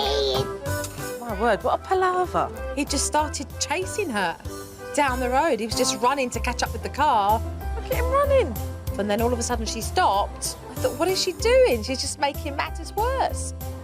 My word. To see Grant following me down the driveway when I'm trying to leave, it's hard. I feel guilty. Get away from the van. Grant. I'll let go, but you can't chase her. Whilst Mum was gone, Dad and I were keeping an eye on the boys. Hey. Hey. Quit, guys. Ian and Grant fight a lot, and it's really annoying. And they scream. They're usually all right. I usually go inside if they're playing out here. No, it would be one thing if the boys were playing, but they weren't. They were being really rough. And Jacob just walked away and ignored it. Quit. Ooh.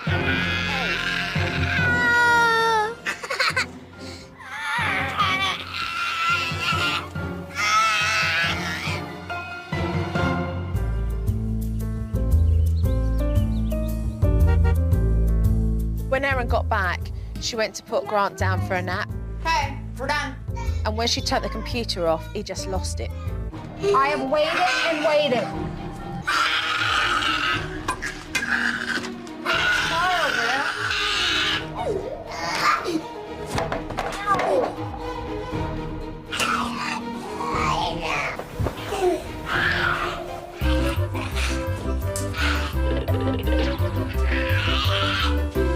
Grant, if you get off your bed again, you have to go in the breezeway.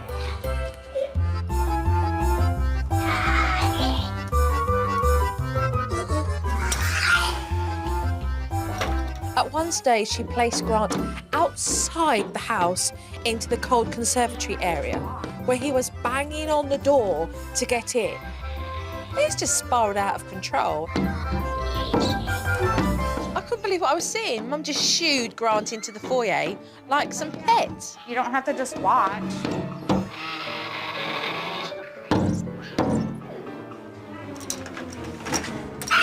Quit acting like an animal.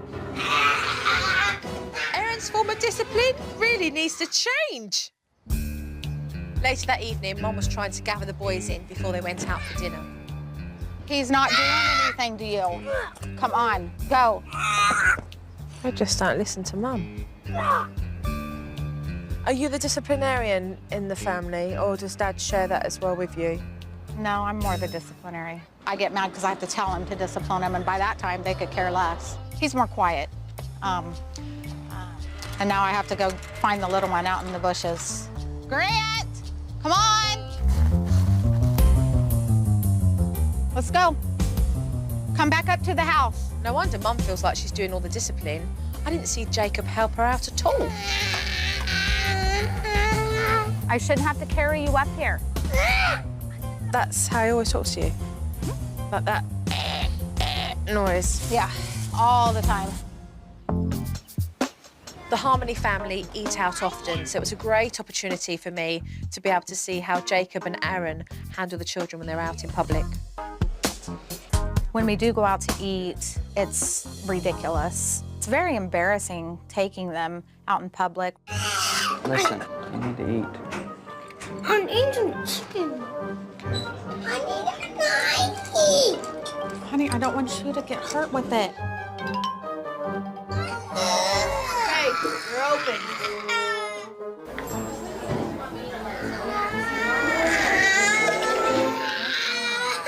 Quit your yelling. Eating out with the Harmony family is absolutely atrocious. Both parents are humiliated and embarrassed throughout the whole event. The children rant and rave. They're up from the chairs, from the table, and misbehaving constantly. No, no, no, no. Grant? No, give me. When we go to a restaurant, it's crazy and it's loud. My thought when we go out to eat is just hurry up and get it over with. I want pizza. Not tonight. I want pizza. Okay, that's enough. There's no way that Erin and Jacob and the boys could have possibly enjoyed spending time in that restaurant. I know you're having a lot of trouble with Grant getting out of bed. Basically, Grant comes in here and pushes me out of the way, so I just go in there so we can get some sleep. Oh, really? A 3-year-old kicking Dad out onto the couch. This one I had to see. So would you mind if I just kind of Sure. kicked out in the living room there and put my feet up and just make myself comfortable? Yeah, that'd be great.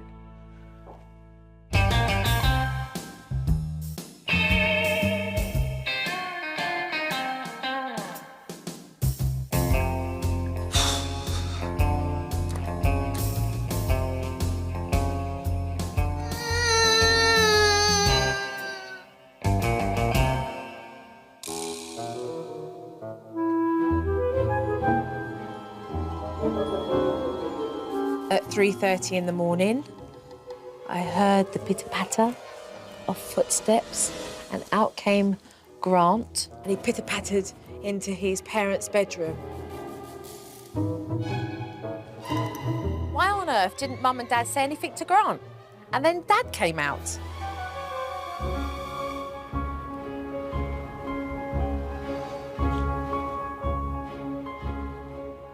Poor old Dad, reduced to the couch.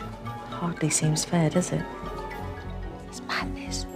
This certainly isn't any good for Mum and Dad's relationship. The kids are just taking over. We're going to make some big changes around here. I think I've seen enough.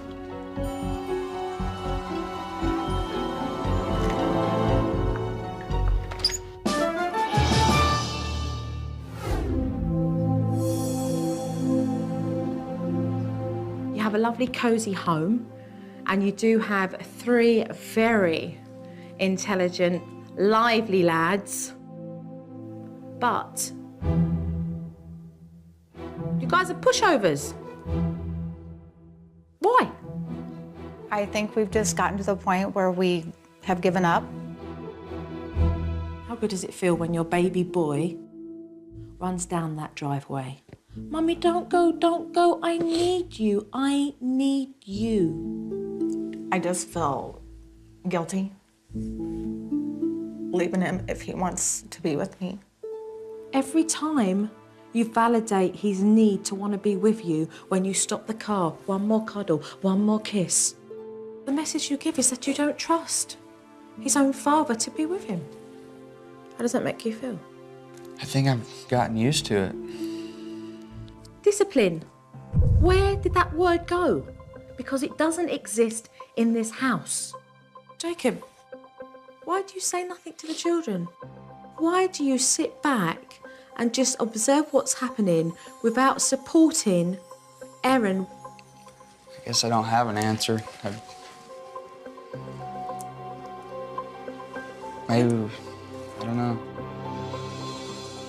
What is going on when you can allow Grant to hit, to spit, and to treat the pair of you like doormats? When we give in, then he'll be quiet, and then we can have some peace probably after that. When Grant was outside banging in that conservatory area, that was not peace and quiet, was it? No, not unless I went in there and hid. This is clear cut. You guys don't take ownership of your own authority in this house as parents. Your children do. Let's talk about bedtimes. What on earth is going on with bedtimes? It's out of control. We'd like to know. Of course Grant is getting up in the middle of the night because he's guaranteed he can kick you out of bed, Jacob, and he can snuggle up to Mummy and have her all to himself. And at the cost of what in your relationship? We don't get to spend hardly any time together. How sad is that? Pretty sad, pretty frustrating. Even though it was hurtful, I knew it was the truth, and maybe that's what needed to be said to bring out the issues. She did call us a pushover, and I guess I can't argue with her. Are we going to start taking some control back here? I'm ready. Put the balance back into the Harmony household so we can have some harmony? Some harmony would be good. When I arrived back at the Harmony's household, I saw them all outside playing football, so I joined in and had some fun. What are you guys doing to her? Look, Daddy's got the football now, Ian. Here. The whole family were having fun, and then Ian decided to hog the ball. Throw it to Daddy. No. Who are you gonna throw it to? Ian, here. No. Erin, Jacob, come here, please, quickly. Any nonsense, you go straight in with saying to them, look, stop that behaviour. If they carry on with it, you place them, OK, outside the game. Ian, if you can't play with the family, then you're gonna have to sit out. You sit out. Warning, please, no back talk. No back talk, Ian. You're gonna have to sit out if you do. You. Okay. He was given a warning, but he didn't listen.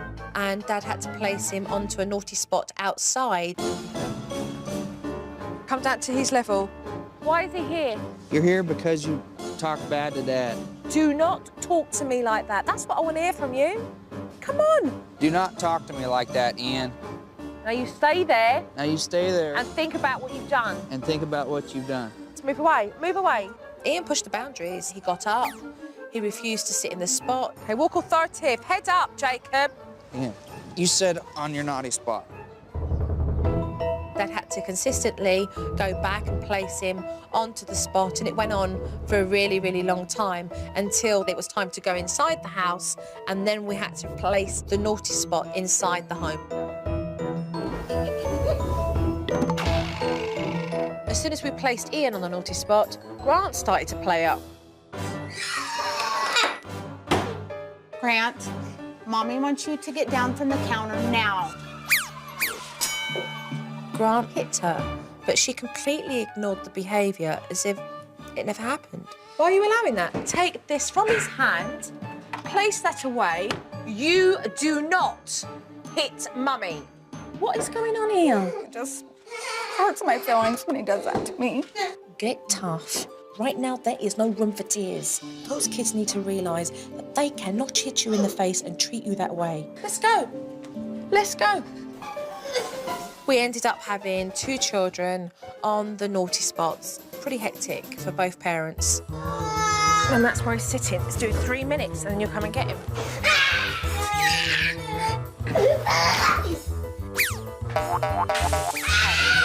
I was ready to call it quits, but Joe would come up and periodically put a little buzz in our ear, so that kept us going. You need to sit on the naughty spot.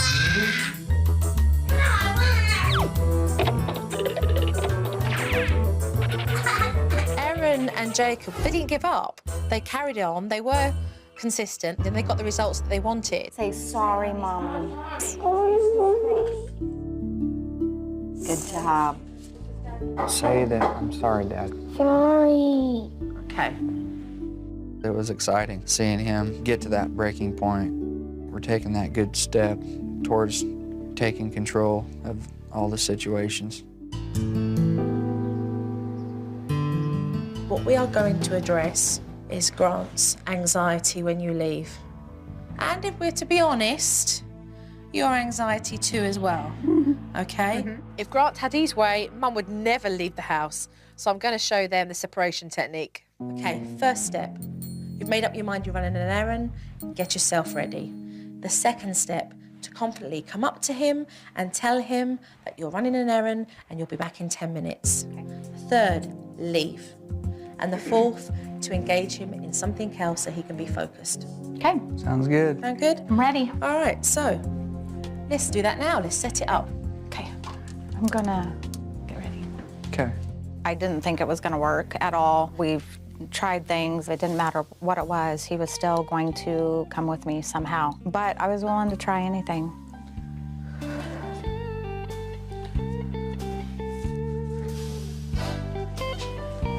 Grant, Mommy's gonna run an errand, and I'll be back in 10 minutes. Okay? Hug and kiss. Bye, see you when you come back. Okay. Dad stepped up by making sure that Grant was occupied with something else. Perfect. I was happy because I didn't have to hold him down and fight with him on running down the road. Thank you guys for being good. First time Mum tried the separation technique, absolutely perfect. It was so great to see. Grant didn't do the 100-metre dash, and Mum just drove off into the sunset. The parenting roles and the responsibilities in this house are really out of balance. So I wanted to show Erin and Jacob how unbalanced they were. One tray for you, Erin, and one tray for you. Okay, let's go shopping. Who goes to work every day? Both of us? Yep. Yeah, okay. Nice serving of work. Who makes the effort in disciplining the children? Say a little bit of both. Yeah? Okay, one bag of discipline, one bag of discipline. All right, okay, who does bedtime? Mom. Mum, okay, bag of bedtime. Who does dinner time? Mom. Mum, bag of dinner. I loved how she was getting to the point in a very creative way. Who does homework? Mom. Mum, there you go. Bag of discipline. Oh, it's dropped. Better put it up. Who does bath time? Mom. Mum. And who gets the kids dressed? Mom. Mum. One hand. Like that, like we started off. Okay, so we'll stay like that for how many, 12, 13 hours? I feel pretty good. Yeah? For Erin and Jacob, it's about compromise, it's about give and take. And at the moment, that's not happening. I'm already sweating. See where we're going with this? Yeah. Jacob needs to be more involved with the family, and Erin's got to trust Jacob with these responsibilities. I mean, she shouldn't have to do it all. The trading task technique, start to compromise. Will you bath the children tonight, or will I do homework tonight? Sounds like a good idea. When you step back, you come forth. It was the first time in a long time that we actually communicated on who's going to do what. Who's doing bath time tonight? I'll do it. Who's going to get the children dressed into their pajamas tonight? Who's going to do dinner? I'll do dinner. All right. Bedtime? I'd rather do bedtime. Okay, I'll clean the house. That looks better. Jacob? It's fine with me. It will be interesting to see how the pair of them juggle their tasks throughout the week and who takes on what. Teaching Jacob and Erin how to get control of their family inside the house is one thing, but some of these children's worst behaviour has been outside the house, so I'm going to teach Mum and Dad the dining out technique.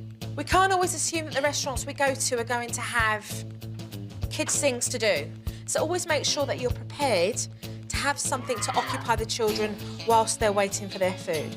I had Mum fill a backpack with all kinds of toys for the kids so that they won't get bored and play up at dinner time. Don't forget your backpack. It was important before Mum and Dad sit down that they set up clear expectations for the boys. I want you guys to sit at the table. I want you guys to use your manners. And I want you guys to keep your voices down. You see that grunting noise? Any nonsense like that when we're in that restaurant, you'll be given a warning. And if you both carry on, you'll be outside in the car, full stop. So let's go into the restaurant and let's have fun and enjoy ourselves, okay?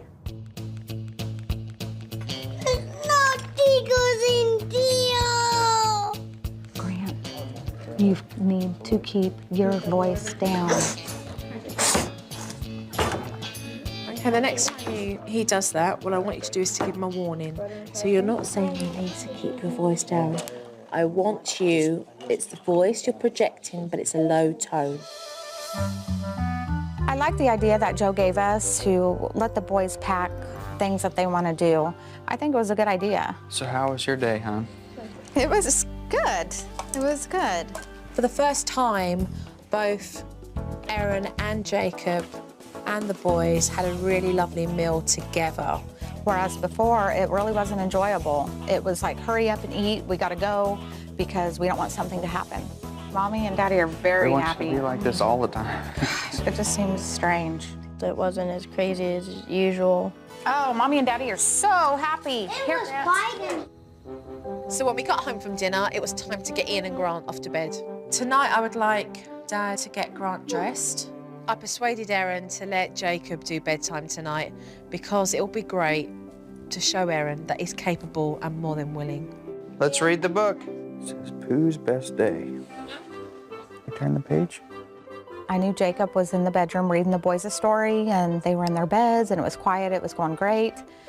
It almost made me really nervous. What are you nervous about? That it's gonna spiral out of hand. But he's gonna learn to be able to do that. And it will free you up as well to do things that you can do for yourself. In other words, put the martyr crown down. She talked to me and made me relax and let it go, and it just showed me that Jacob is perfectly capable, and he was doing a great job. Night-night, Ian. It's one thing to teach the parents the stay in bed technique when you're placing your child to bed, but it's another doing it in the middle of the night. So I thought it was important to make sure I stayed around.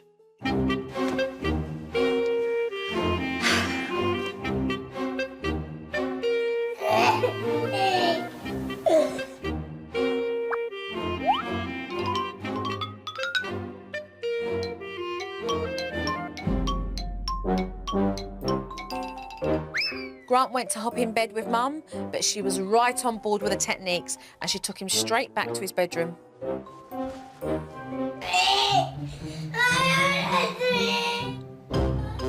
I'll see you in the morning. The next time he comes out is to say nothing. Okay, you're doing very, very well, all right?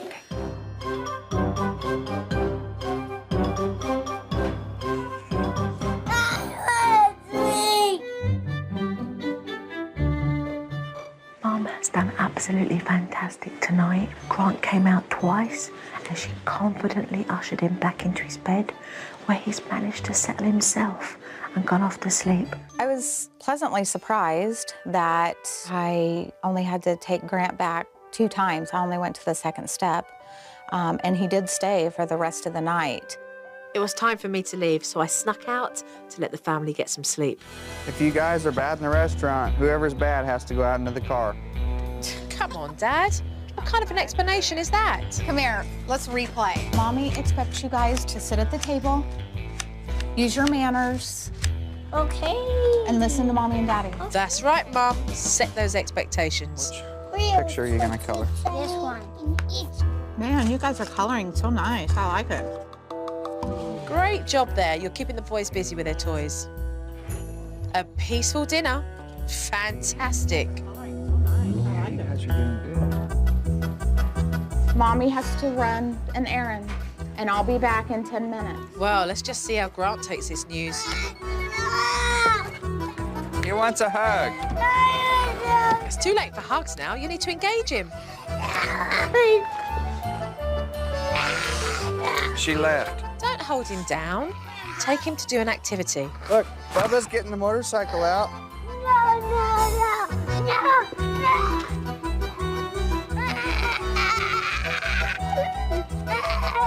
Oh, boy. Back to square one.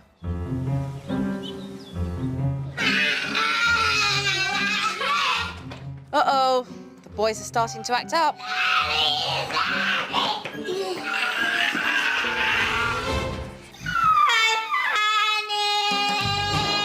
Yeah, this is mine. Are you going to do something, Dad? This is ridiculous. Jacob, what's it going to take to get you to react?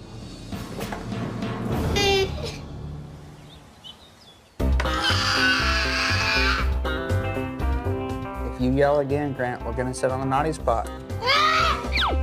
Good job, Dad. Stepping it up with discipline. Right over here. Jacob, stick with it. Hey, hon. Jacob, it's fine to ask for some help, but what about some discussion? I feel like he's trying a little bit, and I would like for him to try this much instead of this much.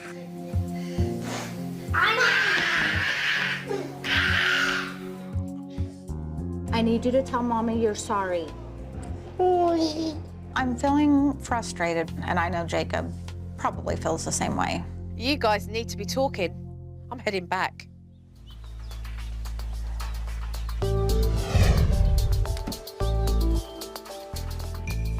So, are you guys ready to take a look at this footage? Yeah, Okay. Come here, let's replay. that's fine. Mommy expects you guys to sit at the table, use your manners. That was nice to share, Grant. Thank you. Peace out. Congratulations! It's great. How good did it feel, Jacob? We weren't embarrassed. It was a nice, quiet dinner. It was very successful. Well done to the pair of you. Great to see. Thanks.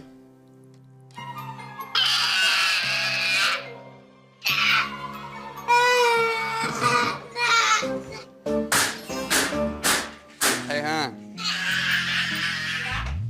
Let me tell you what I see. There's no communication between the pair of you. If you're doing it together, you're in it together. You've got to talk. You've got to say where you're at so the other one can take over. It's hard when things are crazy like that to communicate well. So how was you both left feeling? Even though it may have gotten done, it just felt like, well, it got done, but we didn't feel good about it. Exactly. He wants a hug. She left. That part, Upset me when he said he wants a hug. Made me feel guilty, but I knew I already gave him one. So I was upset that he brought that up. Yeah, but you shouldn't have left that way. We should have got him doing an activity, and then you should have left. Jacob, that's your responsibility. You're meant to be here supporting Erin. I just think that I should have been allowed more time. Life is not like that sometimes. At the drop of a hat, a phone call happens and you've got to shoot off out. Got to be able to think on the hop, there and then.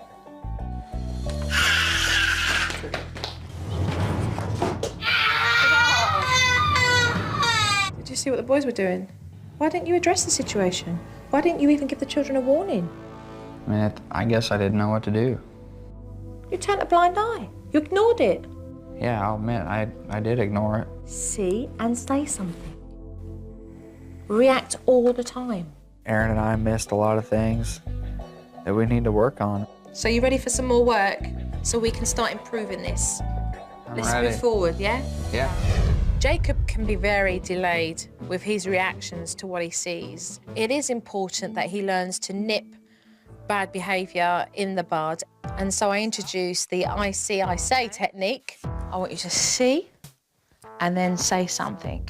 This is about you giving a quick response so that you react to the children's behaviour, which proved to be very challenging for Dad. Brushing teeth. Give me a response. Oh. You see your kids hugging, what are you going to say? Thank you guys for being so nice to each other. Too late. Thank you guys for brushing your teeth. Please don't yell, guys. I don't like that. Come on. Dad tried well. I mean, he did. But there was still quite a big gap between what he saw and what he said. Your kids are shouting, "You get off me! You stop that! You stop that! Stop that! Don't hit me! Oh my God, Dad, look! No, he's pushing me! He's pushing me! Say something! Say something! Come on, say something!" Let's say, quit yelling, guys, or you're gonna sit on the naughty spot. Okay, that's better. It's embarrassing. You don't fight, Why? because if you do, I'm gonna put you on the naughty spot. I think it did help, though. I'm 5 years old. Why? Daddy doesn't like that, and it's inappropriate. Why? Because you're being bad. Don't ask me why anymore. You're making me sweat. I do need to react faster to the situations. I just need to practice, and I'll get it down. Give me 5. You've got it, okay? Remember, I see, I say. That's exactly what you need to be doing 24/7. And I think he's realising that he needs to be able to push himself as a father in order to be able to project what he wants to with his own children. Right, this is what we're going to do, separation technique. Okay. On the DVD footage, I saw that Dad failed to do the last step of the separation technique. I want you to get your stuff ready. So on the hop, I literally told Mum, "You're going." Okay. Right. Okay, let's go.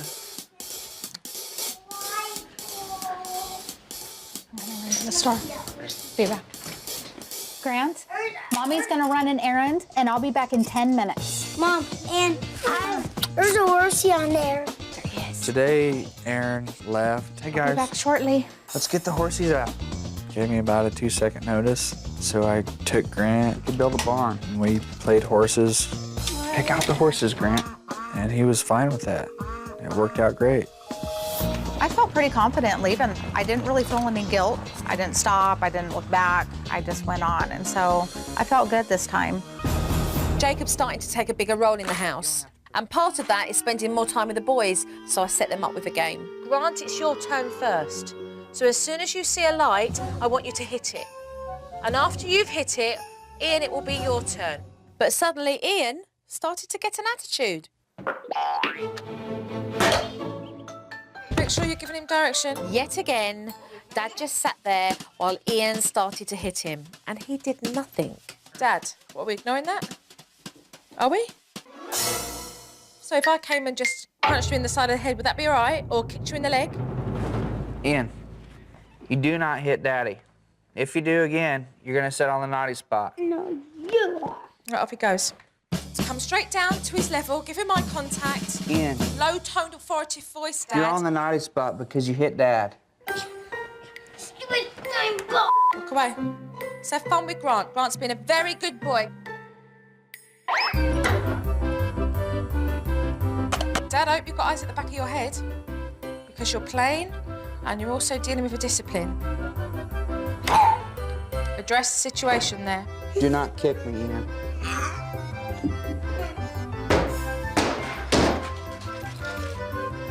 Dad did really well. He kept putting Ian back onto the naughty spot and he remained consistent. Just leave that one up, Grant.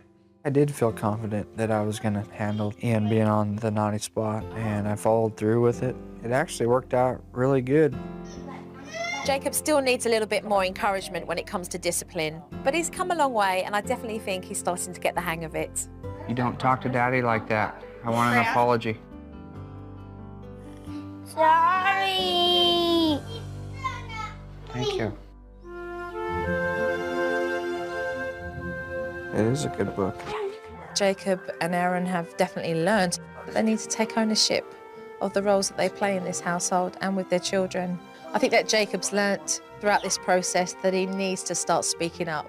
Night, sweet dreams, okay? And these little boys need to do as they're told now, and they know it. Sweet dreams. My work is done here, so make sure you continue to communicate.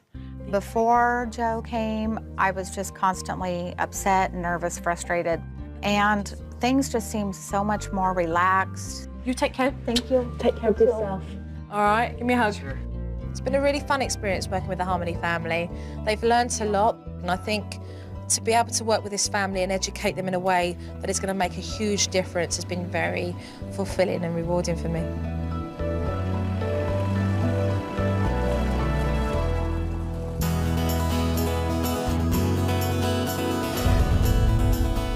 Thankfully, we were blessed enough to have Joe come into our home and turn everything around for the better. Jacob and I and the kids, I've just seen such a tremendous difference. Wait, it's Ian's turn. I'm a good boy now. Grant's the boy now. Well, I think now we have more quality time with the kids. Riding a horse? I'm definitely enjoying the kids a lot more now. I definitely feel that Jacob has grown through all this. I'm proud of you, honey. I'm proud of the things that I've seen. My brothers have changed with not yelling and fighting as much. Our family is more playful. I really didn't think things would change that fast. Joe came and laid down the techniques, and it was amazing that it works so well. No words could express the thanks that Jacob and I have for her for just taking the time to come and help a family just get back to happiness.